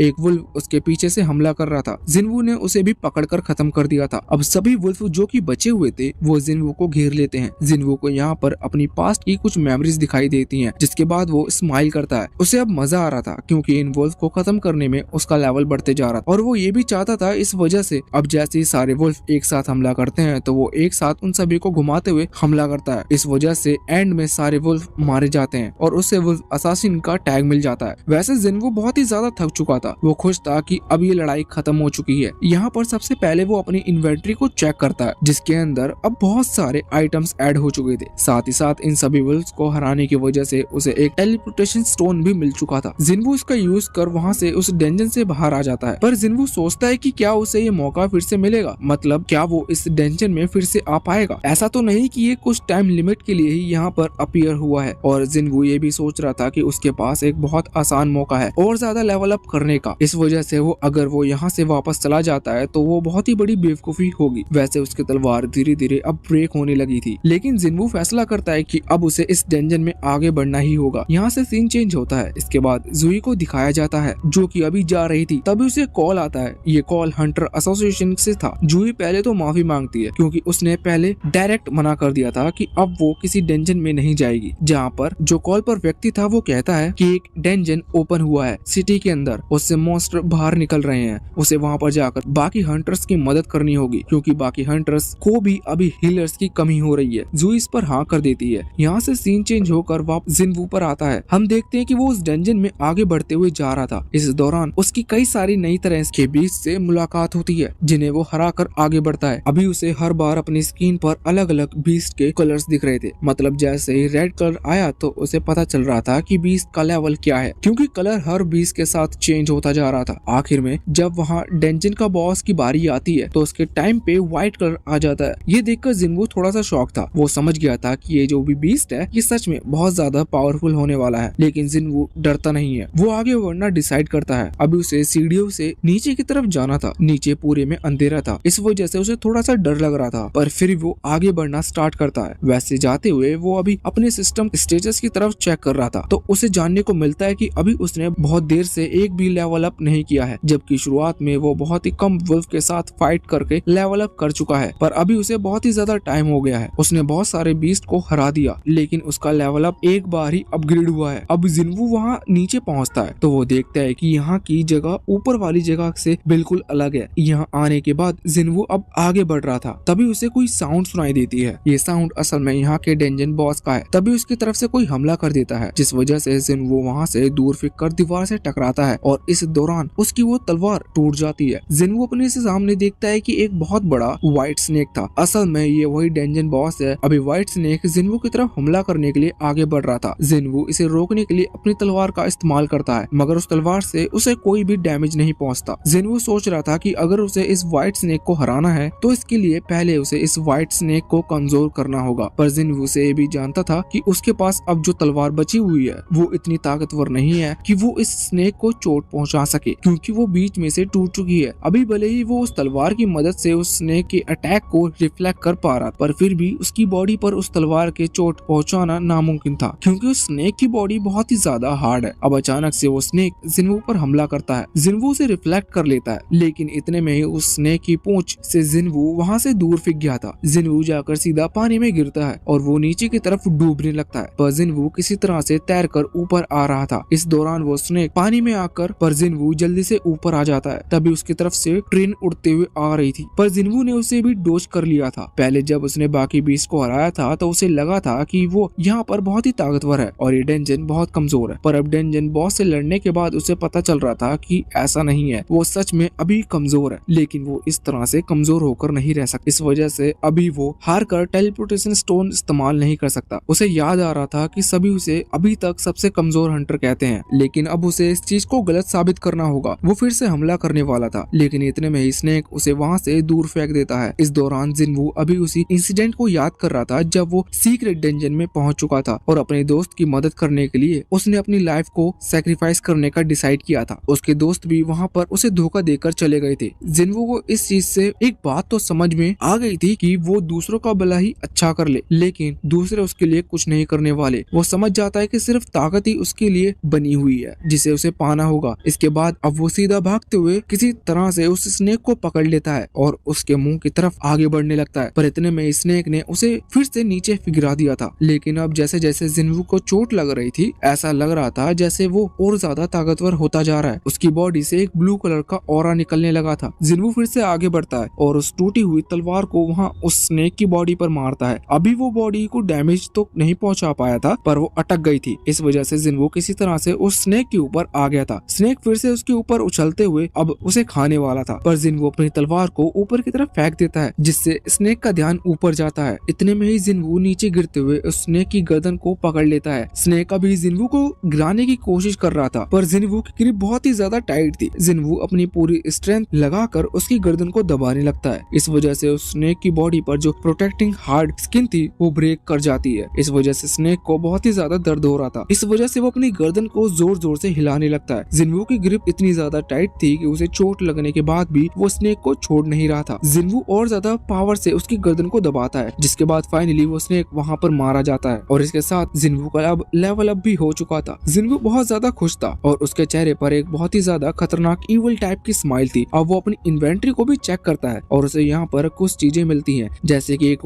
वेनम्स डैगर यानी कि एक तलवार जैसा वेपन। साथ ही साथ उसे एक लिक्विड भी मिला था जिसकी कैटेगरी पॉइजन थी। जिन्वू समझ चुका था कि वो इस तरह से और ज्यादा स्ट्रॉन्ग बन सकता है। तभी स्क्रीन पर लिखा हुआ आता है कि उसने इस डेंजन को क्लियर कर लिया है। इस वजह से अब डेंजन रीसेट हो रहा है। अब डेंजन गायब हो जाता है और जिन्वू ने जिस जगह पर उस डेंजन को स्टार्ट किया था वो वहीं पर पहुंच जाता है। अब यहाँ पर आने के बाद उसे वापस कोई नहीं दिख रहा था, जबकि ऐसा नहीं होता। स्टेशन पर रात को भी लोग रहते हैं। अब जिन्वू जब बाहर आता है तो सोचता है कि आखिर टाइम को क्या हो रहा है। तभी वो देखता है कि सिटी में तबाही फैली हुई है और उसी समय एक सोल्जर वहाँ पर आता है और जिन्वू से कहता है कि क्या तुमने अनाउंसमेंट नहीं सुनी? तुम यहाँ पर क्या कर रहे हो? तुम्हें घर जाना चाहिए। लेकिन इतने में ही वो सोल्जर जिन्वू के हाथ में वो टूटी हुई तलवार देखता है और समझ जाता है कि जिन्वू एक हंटर है। पहले तो वो जिन्वू से माफी मांगता है और इसके बाद कहता है कि आपको सिचुएशन स्पॉट पर चलना चाहिए। जिन्वू उसके साथ जाने लगता है। जिन्वू को कुछ पता तो नहीं था, पर जिन्वू के आसपास मॉन्स्टर्स की बॉडी को देखकर और टूटी हुई कारों को देखकर उस सोल्जर से पूछता है कि क्या यहाँ पर हुआ है। वो सोल्जर्स कहने लगता है कि हंटर्स ने बाकी सारे मॉन्स्टर को हरा दिया, लेकिन जो वैन मॉन्स्टर है सबसे ताकतवर वाला वो उसे नहीं हरा पा रहे। अब तभी जिन्वू को कुछ महसूस होता है। ये असल में उसी डेंजन बॉस की पावर थी। जिन्वू से महसूस कर लेता है और समझ जाता है कि हाँ, ये जो बीस्ट है ये ताकतवर तो है। वैसे अब वो लोग उसी जगह पर पहुंचते हैं। वहाँ पर जाकर जिन्वू देखता है कि अभी बहुत सारे हंटर्स मिलकर उस एक मॉन्स्टर से फाइट कर रहे थे, पर वो उसे हरा नहीं पा रहे थे क्योंकि इन लोगों का टीम वर्क बहुत ही ज्यादा खराब है। वैसे जिन्वू यहाँ पर ये भी नोटिस करता है कि वो जो हंटर वहाँ पर उस मॉन्स्टर से लड़ने के लिए आए हैं उनमें से कई का लेवल बहुत ही ज्यादा कम है। अब जिन्वू देखता है कि वहाँ 2 हीलर भी हैं, जिसमें से एक का लेवल डी है और एक का बी है। यहाँ पर और कोई नहीं बल्कि जू ही है, मगर वो किसी को हील नहीं कर पा रही थी क्योंकि वो पिछले वाले इंसिडेंट से अभी तक ठीक नहीं हुई है। वो यहाँ पर एक हीलिंग मैजिक सर्कल क्रिएट करने की कोशिश करती है, पर वो सर्कल क्रिएट नहीं हो पाता। जिन्वू सारी सिचुएशन को देख रहा था और वो समझ चुका था कि ये जो डेंजन बॉस है ये असल में डी रैंक का है। वैसे जिन्वू अभी जिस डेंजन बॉस से लड़कर आया उसका लेवल जिन्वू को इससे ज्यादा लग रहा था, क्योंकि जिन्वू के हिसाब से ये वाला मॉन्स्टर कमजोर है। जिन्वू तैयार था इन लोगों की मदद करने के लिए। वो अपनी उस टूटी हुई तलवार को लेकर वहाँ से पीछे आ जाता है। इस तरफ वो सभी हंटर जो कि उस बड़े मॉन्स्टर गोलम बीस्ट से फाइट कर रहे थे वो यहाँ पर कहने लगते हैं कि काश इस वक्त कोई हाई लेवल हंटर यहाँ पर आ जाए और उनकी मदद करे। इतने में ही हम देखते हैं कि जिन्वू वहाँ पीछे आते हुए अपनी उस टूटी हुई तलवार को पूरे फोर्स के साथ इस गोलम के डिफेंस पर मारता है, जिस वजह से गोलम का डिफेंस टूट जाता है और अब बाकी हंटर कैपेबल थे कि वो इसे आराम से हरा सके। वो सभी इस अपॉर्चुनिटी का फायदा उठाते हैं और तुरंत उस गोलम पर हमला कर उसे खत्म कर देते हैं। बाद में सभी लोग शॉक थे क्योंकि वो पहले उस गोलम से लड़ तक नहीं पा रहे थे, फिर आखिर उसे कैसे हरा दिया। तभी वहाँ पर एक सोल्जर पास में ही पड़ी हुई उस टूटी तलवार को देखता है। तलवार को देखते हुए जो सोल्जर जिन्वू को यहाँ पर लाया था वो बताता है कि ये उस लड़की की तलवार है जिसे वो अपने साथ लेकर यहाँ पर लाया था। अभी वो यहाँ इस तरफ जिन्वू की तरफ देखता है, उसे लगता है कि ये जो भी था वो हाई रैंक का हंटर होगा। यहाँ पर जिन्वू खुद को बहुत ही ताकतवर मान रहा था, लेकिन वो सोच रहा था कि शायद उसकी पावर की वजह से उस गोलम का डिफेंस नहीं टूटा, बल्कि वो गोलम बहुत टाइम से इन सभी हंटर से फाइट कर रहा है, इस वजह से उसका डिफेंस पहले से ही कमजोर था। वैसे यहाँ पर जूही ने जिन्वू को नोटिस कर लिया था। तो अब यहाँ पर कुछ दिन बीत चुके थे। जिन्वू अभी भी हॉस्पिटल के अंदर है क्योंकि अभी उसने पूरी तरह से रिकवर नहीं किया है और उसे डिस्चार्ज होने की परमिशन नहीं है। यहाँ पर हम देखते हैं कि अभी जिन्वू रोज प्रैक्टिस करता था, इस वजह से उसके मसल्स गेन होना शुरू हो गए थे। उसकी बॉडी बहुत ही ज्यादा डेवलप हो चुकी थी, इस वजह से अभी उस हॉस्पिटल की नर्स उसी के बारे में बात कर रही थी। वो यही बात कर रही थी कि जिन्वू ने जब इस हॉस्पिटल में एडमिशन लिया था, मतलब जब वो यहाँ पर आया था तब उसकी बॉडी कितनी वीक थी, पर अब वो कितना हैंडसम लगने लगा है। अभी हम देखते हैं कि एक दिन एक नर्स जिन्वू के रूम में आ रही थी, तभी वो आकर देखती है कि जिन्वू ने अपनी शर्ट नहीं पहन रखी है। ये देखकर वो शर्मा जाती है। वैसे जिन्वू उससे माफी मांगता है कि वो थोड़ा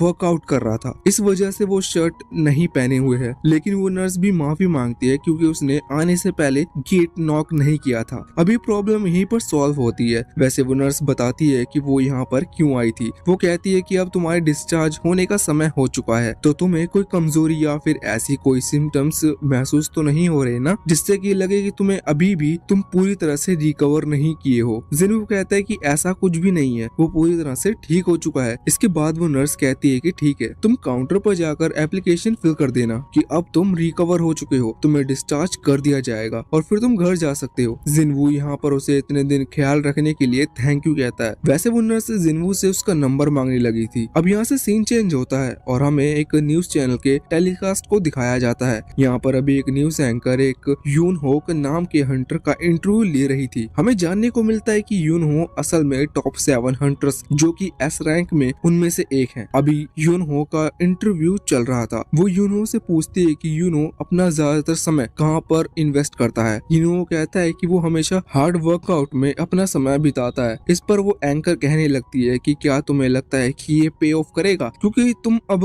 स्ट्रांग हो और तुम्हारी गिनती भी बहुत स्ट्रांग हंटर्स में आने लगी है, तुम्हें पैसे की भी कोई कमी नहीं है, फिर भी तुम वर्कआउट क्यों करते हो, अब तुम्हारी बॉडी तो इतनी अच्छी हो चुकी है। वो बताता है कि वो ऐसा इसलिए करता है क्योंकि पहले फायर डिपार्टमेंट में था और उसने हंटर का ग्रुप इसलिए ज्वाइन किया जिससे कि वो लोगों की रक्षा कर सके। अगर वो एक दिन भी वर्कआउट नहीं करेगा तो उसके हिसाब से उसकी बॉडी को जंग लगने लगेगी और वैसे भी एक छोटी सी गलती कई जानों को गवा सकती है, इसलिए वो नहीं चाहता कि वो कभी ऐसी कोई गलती करे। अब हम देखते हैं कि अभी जिन्वू की सिस्टर भी इस न्यूज चैनल को देख रही थी। वैसे तभी वो नोटिस करती है कि वो स्कूल के लिए ऑलरेडी लेट हो चुकी है, इस वजह से अब वो जाने लगती है, लेकिन पहले वो जिन्वू को आवाज लगाती है जो कि अब हॉस्पिटल से लौट कर आ चुका है। जिन्वू यहाँ पर उससे कहता है कि तुम संभल कर स्कूल जाना। वैसे जिन्वू ने इस वक्त टी शर्ट पहन रखी थी, लेकिन उसकी बहन जिन्हा उसके एब्स को नोटिस कर लेती है। वो जिन्वू से कहती है कि कहीं तुम वर्कआउट तो नहीं कर रहे हैं, तुम अभी अभी हॉस्पिटल से आए हो। लेकिन जिन्वू कहता है कि नहीं, चिंता मत करो, मैं कोई हैवी वर्कआउट नहीं कर रहा। वैसे जब जिन्हा अभी जिन्वू के थोड़े पास आती है तो वो नोटिस करती है कि जिन्वू की हाइट पहले से बहुत ही ज्यादा बढ़ चुकी है। जिन्वू ये भी चीज देखकर सोचता है कि कहीं ऐसा मेरे हैवी वर्कआउट और उस सिस्टम के चलते तो नहीं हो रहा। वैसे अब जिन्हा वहाँ से स्कूल के लिए निकल गई थी। जिन्वू उसे अम्ब्रेला देता है और बाय करता है। अब जब वो वहाँ से चली गई थी तो जिन्वू अपने लिविंग रूम में आता है और वहाँ पर आकर अपने सिस्टम विंडो को चेक करता है।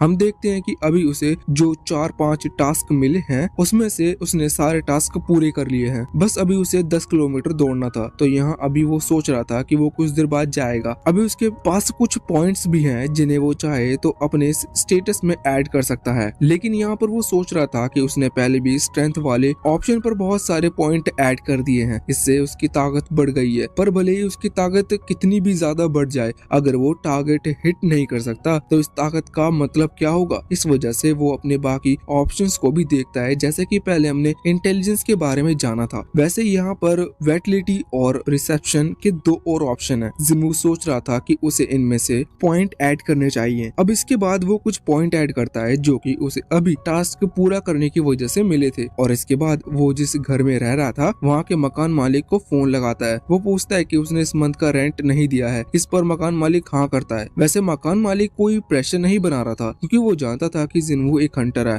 और इस वजह से वो अभी इतने दिन से हॉस्पिटल में था, तो उसे कोई जल्दबाजी नहीं थी। जिनवू इसके लिए थैंक यू कहता है और कहता है कि मैं इस मंथ का रेंट जल्द ही दे दूंगा। वैसे यहाँ पर मकान मालिक ये भी कहता है कि तुम अपना ख्याल रखना, ज्यादा चिंता मत करना। इसके बाद वो फोन रख देता है। अब जिनवू को उसे पैसे देने थे, इसलिए उसे पैसे चाहिए। अब जिनवू और कुछ काम तो करता नहीं है, वो एक हंटर है और हंटर के लिए शुरुआत में जो शुरुआती हंटर होते हैं उनके लिए पेमेंट का सिर्फ एक ही सोर्स होता है, वो होता है कोई भी डंजन। अब यहाँ पर प्रॉब्लम ये थी कि जिनवू की रैंक असल में अभी ई है, इस वजह से उसे हाई लेवल डंजन नहीं मिल सकते। वैसे उसकी पावर तो अब ई से बहुत ज्यादा हो चुकी है, इस वजह से अगर वो चाहे तो एक री एग्जामिनेशन का फॉर्म भरकर अपनी रैंक को रीटेस्ट करवा सकता है। इससे उसकी रैंक ज्यादा आएगी और फिर उसे हाई लेवल डंजन्स में भी मिलेंगे, जिससे वो ज्यादा अर्न कर सकता है। क्योंकि अभी अगर वो किसी लो लेवल डंजन में जाएगा तो वहां पर उसे इतने पैसे नहीं मिलेंगे जो कि उसकी टाइम की वैल्यू निकाल सके। पर प्रॉब्लम ये थी कि अगर वो री एग्जामिनेशन का फॉर्म भर देता है तो इससे उसकी रैंक बढ़ेगी, और रैंक बढ़ेगी तो उसके ऊपर एक स्पॉटलाइट आ जाएगी और सभी को पता चल जाएगा कि जिनवू ने अपनी सेकंड अवेकनिंग पूरी कर ली है। अब अगर ऐसा होता है तो सारी मीडिया की नजर उसके ऊपर आ जाएगी और फिर हर चैनल में वही आएगा। इससे उसकी प्राइवेसी खो सकती है। साथ ही साथ फिर उससे और ज्यादा प्रैक्टिस करना या फिर अपने ही टास्क को पूरा करने में समय लगाना पड़ेगा।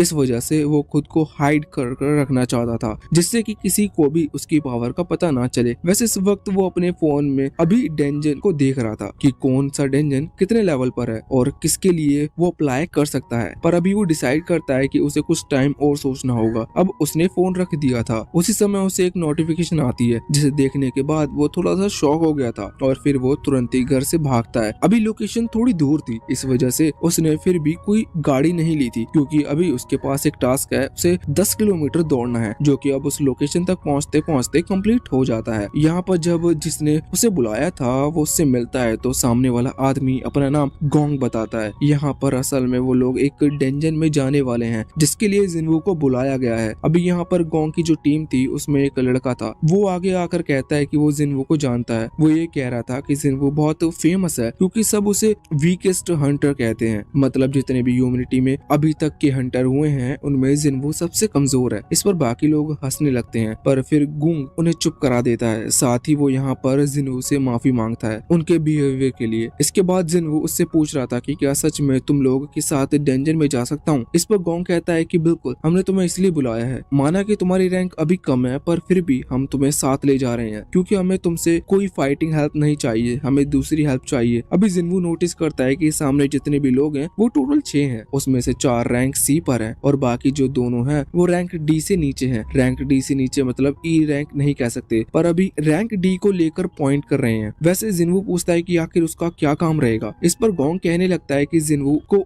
उनका सामान लेकर चलना है जो कि वहाँ वो डंजन के अंदर लेके जा रहे हैं। साथ ही यहाँ पर गोंग एग्रीमेंट देता है जिस पर जिनवू को साइन करना है, जिसमें लिखा हुआ था कि उनकी टीम में कोई हीलर नहीं है। अब जिनवू पूछता है कि उनकी टीम में कोई हीलर क्यों नहीं है, तो इस पर गोंग बताता है कि अभी तक हम जितने भी डंजन में गए हैं हमें किसी में भी चोट नहीं लगी, साथ ही हम एक प्राइवेट हंटिंग ग्रुप है, इस वजह से हमें कोई हीलर नहीं मिल पाया। जिनवू को इन लोगों पर थोड़ा सा डाउट हो रहा था, पर फिर जिनवू सोचता है कि कोई बात नहीं, उसे भी थोड़ा कमीशन मिल रहा है, मतलब उसे थोड़े पैसे मिल जाएंगे इस डंजन में हेल्प करने से, तो उससे कोई प्रॉब्लम नहीं है। जिनवू तुरंत ही उस एग्रीमेंट पर साइन करता है। तभी वहाँ पर एक और लड़का आता है, ये उनकी टीम के साथ जाने वाला है। इनका नाम जिनहो है, मगर इसे हम जिनहाओ कहेंगे क्योंकि जिनहो थोड़ा जिनवू के नाम से सिमिलर है। ये अभी यहाँ पर बहुत ही महंगा आर्मर पहन के आया था। जिनवू को देखकर लगता है कि ये सच में किसी अमीर फैमिली से है। वैसे यहाँ पर हमें जानने को मिलता है कि जिनहाओ असल में इस हंटिंग ग्रुप के मेंबर नहीं है, बल्कि उसे यहाँ पर इसलिए बुलाया गया है क्योंकि इस डंजन में जाने के लिए इन्हें 8 लोगों की जरूरत है और 6 वो लोग थे, एक जिनवू हो गया और उन्हें एक और किसी की चाहिए था, तो इसलिए उन्हें जिनहाओ को सिर्फ वो नंबर पूरा करने के लिए बुलाया। उन्हें जिनहाओ की कोई मदद नहीं चाहिए थी। अब वो वहाँ में डंजन की तरफ बढ़ने लगते हैं, तो यहाँ पर जिनहाओ अभी जिनवू से पूछ रहा था कि सामान ज्यादा भारी तो नहीं है। जिनवू कहता है कि हाँ ये थोड़ा भारी है। वैसे जिनवू बिल्कुल रिस्पेक्ट के साथ बात कर रहा था और साथ ही जिनवू जानता था कि जिनहाओ असल में रैंक डी पर है। इसका मतलब वो जिनवू से ज्यादा ताकतवर है रैंक के मामले में। वैसे असली पावर जिनवू की अभी उसे पता नहीं थी, मगर यहाँ पर जिनहाओ कहता है कि तुम्हें मुझसे इस तरह से बात करने की जरूरत नहीं है, तुम मुझसे अच्छे से बात कर सकते हो, मुझे रैंक वगैरह में कुछ भरोसा नहीं। इंसान की कैपेबिलिटी उसकी रैंक से डिसाइड नहीं की जानी चाहिए। अब वैसे हम देखते हैं कि वो जब आगे बढ़ते हैं तो उन्हें वो गेट मिलता है जहाँ पर वो डेंजन में एंटर करेंगे। यहाँ हमें जानने को मिलता है कि ये असल में रैंक सी का डेंजन है। अभी जिनहाओ शॉक था, वो कह रहा था कि हम में कोई भी रैंक सी का हंटर नहीं है, क्या रैंक सी के डेंजन में जाना ठीक होगा? तो इस पर जिनहाओ से बताता है कि इसमें कोई प्रॉब्लम नहीं है, क्योंकि ये जो डेंजन की रैंक होती है ये बस उनके फ्रंट गेट को देखकर दी जाती है, क्योंकि अंदर का खतरा तो किसी को भी नहीं पता। वैसे ये भी कहते हैं कि जो रैंक ए बी और डेंजन होते हैं उनके लिए सिर्फ हाई लेवल गिल्ड अप्लाई करती है, वरना जो रैंक सी के नीचे डेंजन है उनके लिए कोई भी अप्लाई की रिक्वेस्ट डाल सकता है। अभी जिनहाओ थोड़ा शॉक था जिनहू की नॉलेज को देखकर। वैसे जिनहू बताता है कि बहुत टाइम से हंटर ने, इस वजह से उसे इस सब के बारे में जानकारी है। अब तभी गोंग कहता है कि हमें आगे बढ़ना चाहिए। अब जब वो इस डेंजन के अंदर आते हैं तो यहाँ पर अंधेरा था। वो तुरंत ही टॉर्च जलाते हैं, क्योंकि उनमें से एक हंटर के पास ऐसी एबिलिटी थी जिससे वो लाइट क्रिएट कर सकता है। वैसे अभी यहाँ पर कोई मॉन्स्टर नहीं दिख रहा था। अभी यहाँ से लोग आगे बढ़ जा रहे थे और अभी जिनहाओ के मन में बहुत सारे सवाल थे, क्योंकि गुफा खाली थी और डेंजन गुफा की तरह ही नहीं होती। अब वो जिनवू से पूछते हैं कि डेंजन थोड़ा अलग है, तो इस पर जिनवू बताता है कि हाँ, कि यहाँ हमें इल्यूमिनेशन स्टोन मिल सकते हैं। अब इसके बारे में जिनहाओ को कुछ पता नहीं था। जब वो जिनवू से पूछता है तो जिनवू बताता है कि ये चमकदार पत्थर होते हैं, इन्हें डेंजन का ट्रेजर भी कहा जा सकता है। ये पत्थर, या फिर ऐसा कह लो कि ये इल्यूमिनेशन स्टोन उन्हें या तो गुफा के एंड पर मिलते हैं या फिर गुफा की सीलिंग में, मतलब ऊपर की तरफ। वैसे अब यहाँ सीलिंग की तरफ तो कोई स्टोन नहीं दिख रहा था, इस वजह से उन्हें लग रहा था कि शायद ये गुफा के एंड में मिलेंगे। अभी इसी तरह से वो कुछ दूर आगे आते जा रहे थे, लेकिन फिर भी उन्हें कुछ दिख नहीं रहा था। इस पर जिनहाओ पूछता है कि कहीं ऐसा तो नहीं कि कोई गुफा या फिर कोई डेंजन पहले से क्लियर हो चुका हो, लेकिन इसकी खबर वहाँ हंटिंग एसोसिएशन को नहीं मिली हो। इस पर जिनवू कहता है कि नहीं, ऐसा नहीं हो सकता। वैसे वो ये भी कह रहा था कि क्या कोई ब्लैक डेंजन होता है जहाँ पर कोई ट्रेजरी या फिर कोई मॉन्स्टर ना हो। तो जिनवू अचानक से उसे चुप कराने लगता है। जिनवू को कोई आवाज आ गई थी, वो ध्यान से सुनता है तो वो बताता है कि उनकी तरफ कुछ मैजिकल इंसेक्ट बीस्ट आ रहे हैं। अब सभी लोग तैयार हो गए थे, वहाँ पर कई सारे रास्ते थे, वो कहीं से भी आ सकते हैं। इस वजह से हर एक हंटर का एक रास्ता को देख रहा था और पूरी तरह से तैयार था। लेकिन अचानक से वो जो भी किसी टाइप की बीस्ट है वो ऊपर से आना स्टार्ट हो जाते हैं। जिनवू ने ये चीज नोटिस कर ली थी। वो पहले ही सभी को बता देता है कि वो हमारे सर के ऊपर से आ रहे हैं। अब अचानक से ऊपर की तरफ से बहुत ही बड़ी लाल चींटियां नीचे गिरनी शुरू हो जाती हैं। असल में ये वही बीस्ट थी। ये बीस्ट इसलिए है क्योंकि ये बहुत ही ज्यादा बड़ी है और ये बहुत सारी थी। ऐसा लग रहा था जैसे कि कोई आंट कॉलोनी हो। आंट कॉलोनी से मतलब ये कोई चींटियों का ग्रुप हो, क्योंकि यहाँ पर गुफा भी उसी तरफ की थी, क्योंकि यहाँ पर गुफा भी उसी तरह की थी। बड़ी चींटियों ने बनाई होगी और ये सभी इनके ऊपर हमला कर रही थी। सभी हंटर बहुत ही अच्छे से लड़ रहे थे। यहाँ पर जिनहाओ अभी जिनवू के सामने आ गया था, जिससे कि वो जिनवू को प्रोटेक्ट कर सके, क्योंकि वो जानता है कि जिनवू बस रैंक ई पर है। अभी लड़ाई कुछ देर तक ऐसे ही चलती है। जो सामने वाला ग्रुप है जिनमें वो 6 मेंबर्स,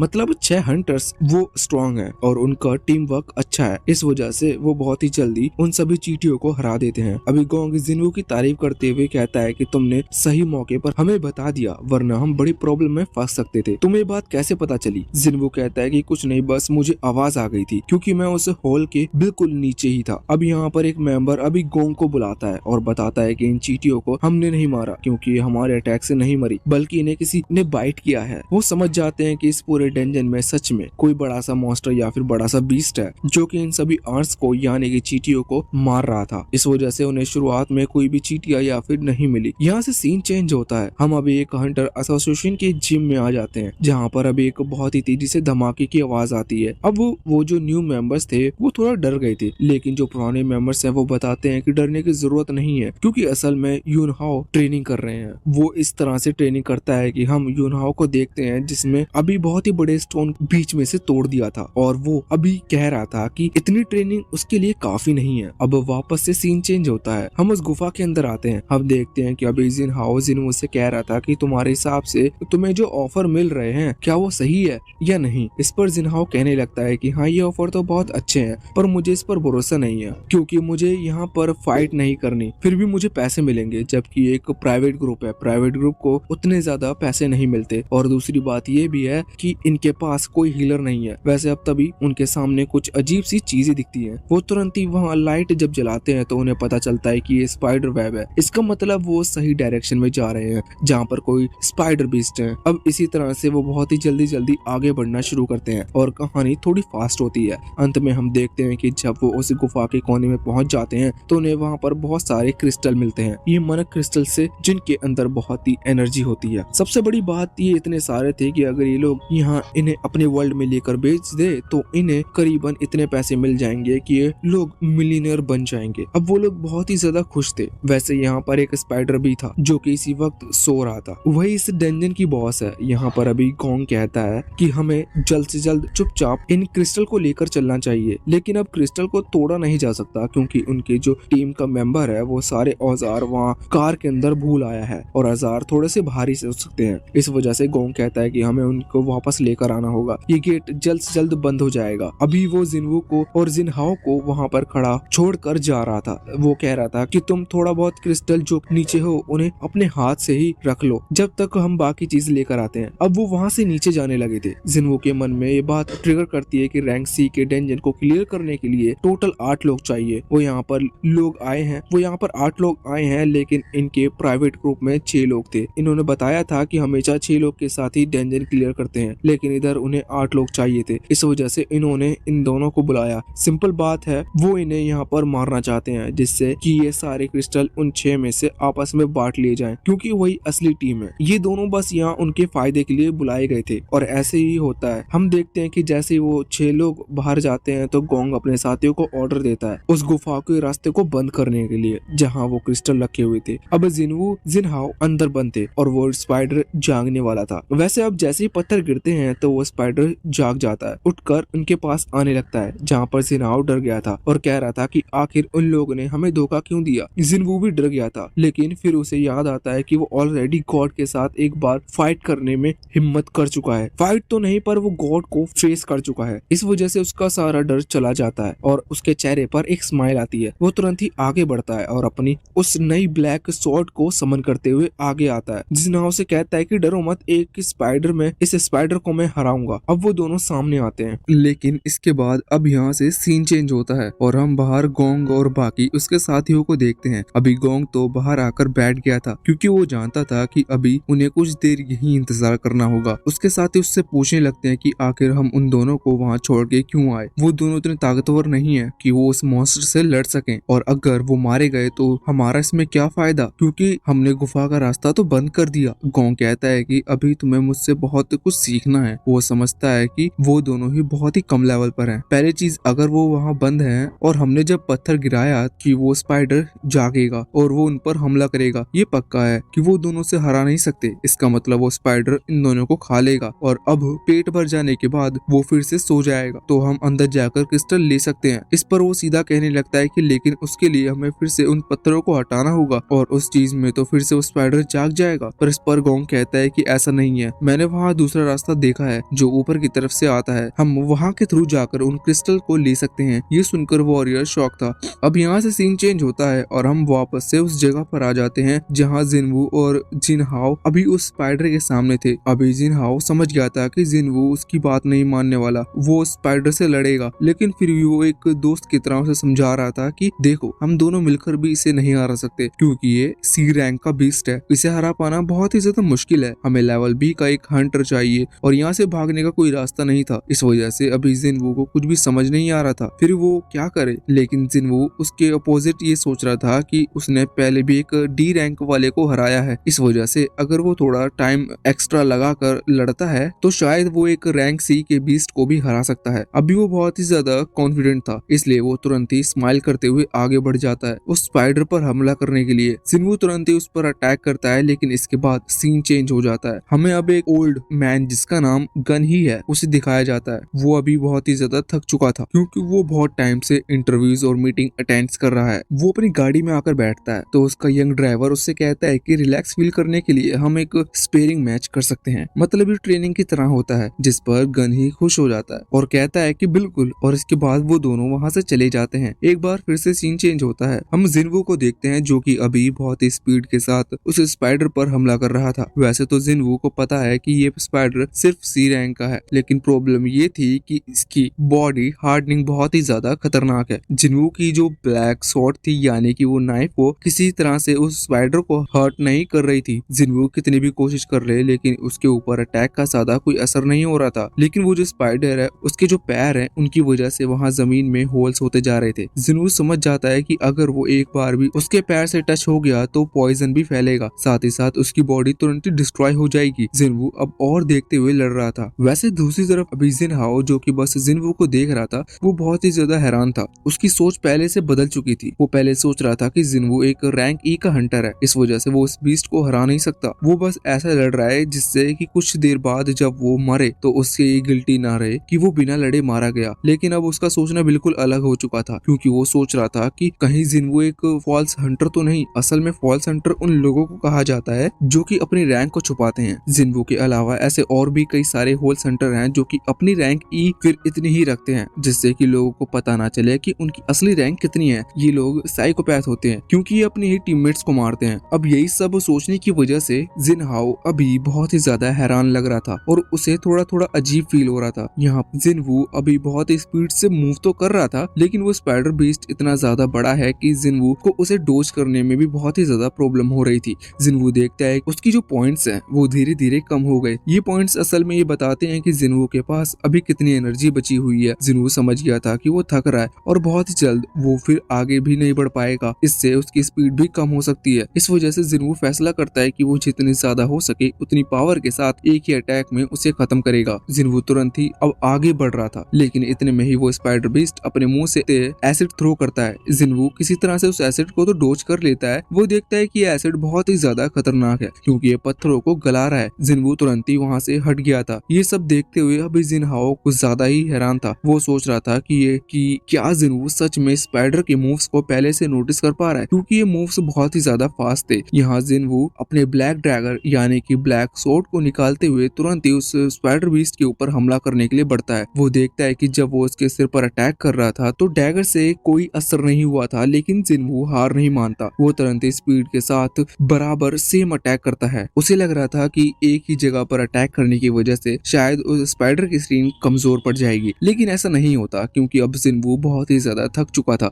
वो स्पाइडर जिनवू को तुरंत ही वहां से दूर फेंक देता है। जिनवू नीचे गिर जाता है और अब जिनवू हिलने की भी हालत में नहीं था। हम देखते हैं तभी जिनवू की स्क्रीन पर एक ऑप्शन आता है जिसके थ्रू वो अपने डिटेल स्टॉक रिवॉर्ड को फुल रिकवरी में चेंज कर सकता है। असल में उसने टास्क को तो पूरा कर लिया था, लेकिन रिवॉर्ड उसने इक्विप नहीं किए थे। उसका आज का रिवॉर्ड था फुल रिकवर, जिससे एक्टिवेट करते ही उसकी सारी स्ट्रेंथ और पावर जब उसके पास लौट आती है और वो बहुत ही ज्यादा तेजी से वहां मूव करते जाता है। ये देखकर जिनहाओ शॉक था, क्योंकि उसे लगा था कि स्पाइडर का अटैक जिनवू को लग गया है। साथ ही साथ यहाँ पर जिनहाओ थोड़ी टेंशन में भी था, पर तभी अचानक से हम देखते हैं कि जिनवू बहुत ही स्पीड के साथ उस स्पाइडर बीस्ट के पीछे आ गया था और इसके बाद अब वो उसकी आंखें पर अपने ड्रैगर से हमला करता है। यह अटैक बहुत ही तेज हुआ था, इस वजह से स्पाइडर की आंख फूट जाती है। जिनवू कई बार सेम अटैक यूज करता है। उस ब्लैक ड्रैगर की खासियत ये है कि वो किसी भी पॉइजन को एब्जॉर्ब कर सकता है। साथ ही साथ यहाँ वो स्पाइडर की एनर्जी को भी एब्जॉर्ब कर रहा था, जिससे कुछ ही देर बाद वो स्पाइडर मारा जाता है। अब सब कुछ ठीक हो चुका था। जिनवू सोच रहा था कि अच्छा है उसने पहले डेली टास्क के रिवॉर्ड को पहले एक्सेप्ट नहीं किया था। यहाँ पर जिनहाओ अभी ये देखकर शॉक था कि जिनवू ने अकेले ही एक रैंक सी के बीस्ट को हरा दिया। अभी उसे ये कंफर्म तो हो चुका था कि जिनवू एक फॉल्स हंटर है, इस वजह से वो तुरंत ही जिनवू के पास आता है। पहले तो उससे वाटर बॉटल ऑफर करता है, जिसे जिनवू ने ले लिया था, और इसके बाद वो उधर जाकर उन क्रिस्टल्स को तोड़ने लगता है जिससे कि वो उन्हें ले सके। जिनहाओ का अभी बिहेवियर बहुत ही ज्यादा अजीब था। जिनवू सोच रहा था कि आखिर ये इस तरह से बिहेव क्यों कर रहा है। वैसे अब जब वो पानी पी रहा था तभी उसकी नजर वहाँ ऊपर की तरफ बने होल की तरफ आ जाती है। वहाँ वो देखता है कि अभी गोंग और बाकी उसके साथी यहाँ पहुंच चुके हैं। वो सभी लोग जिनवू और जिनहाओ को जिंदा देखकर बहुत ही ज्यादा हैरान थे। वो देखते हैं कि वो बीस्ट भी मर चुका है। वैसे इसके बाद सीन चेंज होता है और हम गनही को देखते हैं। वो इस वक्त अपने ड्राइवर के साथ ट्रेनिंग कर रहा था। ये ट्रेनिंग बहुत ही ज्यादा खतरनाक थी, क्योंकि गनही असल में एक बहुत ही ज्यादा पावरफुल हंटर है। यहाँ ट्रेनिंग के बाद उसका ड्राइवर कहता है कि आप सच में बहुत ही ज्यादा ताकतवर हो, और वैसे भी आप इतनी हाई रैंक पर हो तो आपको इस तरह की ट्रेनिंग करने की जरूरत नहीं है। आप पहले ही ऑलरेडी बहुत ही पावरफुल हंटर बन चुके हो। लेकिन इस पर गनही कहता है कि नहीं, अगर वो ऐसा सोचेगा तो कमजोर पड़ जाएगा, क्योंकि उसे पता नहीं किस डेंजन के अंदर किस तरह की सिचुएशन होगी। कहीं कोई पावरफुल डेंजन अगर सामने आता है और वहाँ वहाँ उसकी हंटर स्किल्स यानी कि जो पावर्स होती हैं वो काम नहीं आए तो इस तरह की फिजिकल स्ट्रेंथ उसका साथ देगी। अब एक बार फिर से सीन चेंज होता है और हम जिन्वू के पास आ जाते हैं। यहाँ अभी गोंग और उसके साथ यही सोच रहे थे कि आखिर ये स्पाइडर बीस्ट जो कि असल में इस डंजन का बॉस है वो इतनी आसानी से कैसे मर गया। पर फिर वो सोचते हैं कि जब ये रैंक ई और एक रैंक डी का मामूली सा हंटर इस बॉस को खत्म कर सकता है तो इसका मतलब यही है कि ये स्पाइडर बीस्ट बहुत ही कमजोर होगा। वो मेन बात करता है, वो कहता है कि हम तुम्हें इसलिए छोड़ के गए थे कि जिससे कि तुम लोग मारे जाओ, पर अब तुम लोग जिंदा बच चुके हो, इसका मतलब अब हम लोगों को ही खत्म करना होगा। वैसे वो सिंपल स्केल को खत्म करना चाहते थे, इस वजह से वो जिनहाओ से कहते हैं कि वो खुद को बचा सकता है अगर वो जिनवू को मार दे और उनके साथ ज्वाइन हो जाए तो वो लोग जिनहाओ को छोड़ देंगे। बस इसके लिए उसे अपने आर्मर भी उन्हें देना होगा। अब जिनहाओ समझ रहा था कि ये बस उनकी चाल है, ये ऐसा नहीं छोड़ने वाले, लेकिन वो सोचता है कि इस तरह से वो खुद को बचा सकता है, क्या पता ये लोग सच बोल रहे हो। वो तुरंत जिनवू के सामने आ जाता है लड़ने के लिए, लेकिन फिर अचानक से उसका मूड बदल जाता है और वो पलटते हुए जिनवू को प्रोटेक्ट करने जैसा पोज बना लेता है। ये देखकर जिनवू शॉक हो जाता है और सामने वो लोग भी शॉक थे। और वैसे जिनवू यहाँ पर लड़ने के लिए पूरी तरह से तैयार था, पर तभी अचानक से उसकी स्क्रीन पर एक टास्क आता है। जिनवू जैसे उस टास्क की तरफ देखता है तो जिनवू थोड़ा सा हैरान था, लेकिन इस चीज में उसका ध्यान भटक चुका था, जिस वजह से गोंग का एक साथी अपने मैजिक स्पेल की मदद से जिनवू के ऊपर हमला कर देता है। इस अटैक की वजह से जिनवू बहुत ही तेजी से जाकर वहाँ दूर फेंक गया था। यहाँ से सीन चेंज होता है और हम जिनवू की सिस्टर जिनहा को देखते हैं। यहाँ हम देखते हैं कि अभी वो अपने दोस्त से मिलने के लिए आई थी। उनके बीच में कई सारी बातें होती हैं, लेकिन मेन बात तो ये थी कि अभी वो अपनी जिस दोस्त से मिलने के लिए आई थी वो असल में उसी हंटर ग्रुप के अंदर है, जिस हंटर ग्रुप में चा मतलब वो बी रैंक की लड़की भी है। वो बताती है कि जब वो एक डंजन क्लियर करने के लिए गए थे तब वहाँ के मॉन्स्टर इतने स्ट्रॉन्ग थे कि उस लड़की के सारे टीममेट उसे नहीं मार पा रहे थे, लेकिन फिर चा वहाँ पर आई और उसने उन सभी को बहुत ही आसानी से हरा दिया। और अब खबर आ रही है उसे जल्द ही उस गिल्ड यानी कि उनकी टीम का लीडर बना दिया जाएगा। वैसे वो लड़की यहाँ चा को बिल्कुल पसंद नहीं करती। अब यहाँ से सीन चेंज होता है और हम वापस से जिनवू के पास आते हैं। यहाँ हम देखते हैं कि जब जिनवू को वो अटैक लगा तो जिनवू इतनी बुरी तरह से इंजर्ड हो गया था कि वो अभी हील नहीं कर पा रहा था, यहाँ तक कि उसकी आंखें भी नहीं खुल रही थी। सभी लोग समझ जाते हैं कि अब वो मारा जा चुका है, मगर इस तरफ हम जिनवू को देखते हैं। जिनवू अभी उनकी बातें सुन रहा था। गोंग और उसके साथी अभी जोर जोर से हंस रहे थे। जिनवू सोचता है कि ये शायद उसका अंत है, लेकिन अचानक से उसके सामने एक और विंडो ओपन होती है जिसमें बताया गया था कि उसे इन 6 के 6 लोगों को खत्म करना है, क्योंकि ये उसे खत्म करना चाहते हैं। जिनवू समझ गया था कि ये जो सिस्टम पावर है ये बस उसे स्ट्रॉन्ग बनाना चाहती है। जिनवू भी उसका कहा मानता है। वो तुरंत ही खड़ा हो जाता है। ये देखकर गोंग और बाकी सभी हैरान थे कि आखिर इतने खतरनाक अटैक के बाद भी जिनवू कैसे बच गया। वैसे इसके बाद गोंग का एक साथी जिनवू के पास आता है और उसके कंधे पर हाथ रखकर कहने लगता है कि देखो तुम बहुत ही बुरी सिचुएशन में फंस गए हो, इससे तुम जिंदा तो नहीं बच सकते, मगर मैं पूछना चाहूंगा कि आखिर तुम क्या करोगे, क्या तुम हमसे माफी मांगोगे। साथ ही साथ वो यहाँ पर जिनवू के कमजोर होने का भी मजाक उड़ा रहा था। जिनवू कोई जवाब नहीं दे रहा था, इस वजह से वो बाजू में खड़ा लड़का और मजाक उड़ाते हुए कोई बात कहता है, लेकिन अचानक से उसकी आवाज रुक जाती है। हम देखते हैं कि जिनवू ने अपनी ब्लैक डैगर की मदद से उसकी गर्दन को काट दिया था। वो लड़का वहीं पर मारा जाता है। ये देखकर गोंग और उसके सभी साथी बहुत ही ज्यादा हैरान हो चुके थे। यहाँ पर सबसे ज्यादा हैरान अभी गोंग लग रहा था। हम देखते हैं कि जिनवू के सामने एक स्क्रीन आती है जिस पर लिखा हुआ था कि जिनवू ने फाइनली एक को खत्म कर दिया है, अब उसे 5 को और खत्म करना है। जिनवू सोचता है कि इस सिस्टम की बात मानते हुए उसे पहली बार किसी की जान नहीं लेनी है। जिनवू को पहले तो थोड़ा गलत लग रहा था, पर फिर उसके मन में ये आता है कि अगर वो इन लोगों को नहीं मारेगा तो ये सारे उसे मार देंगे, बल्कि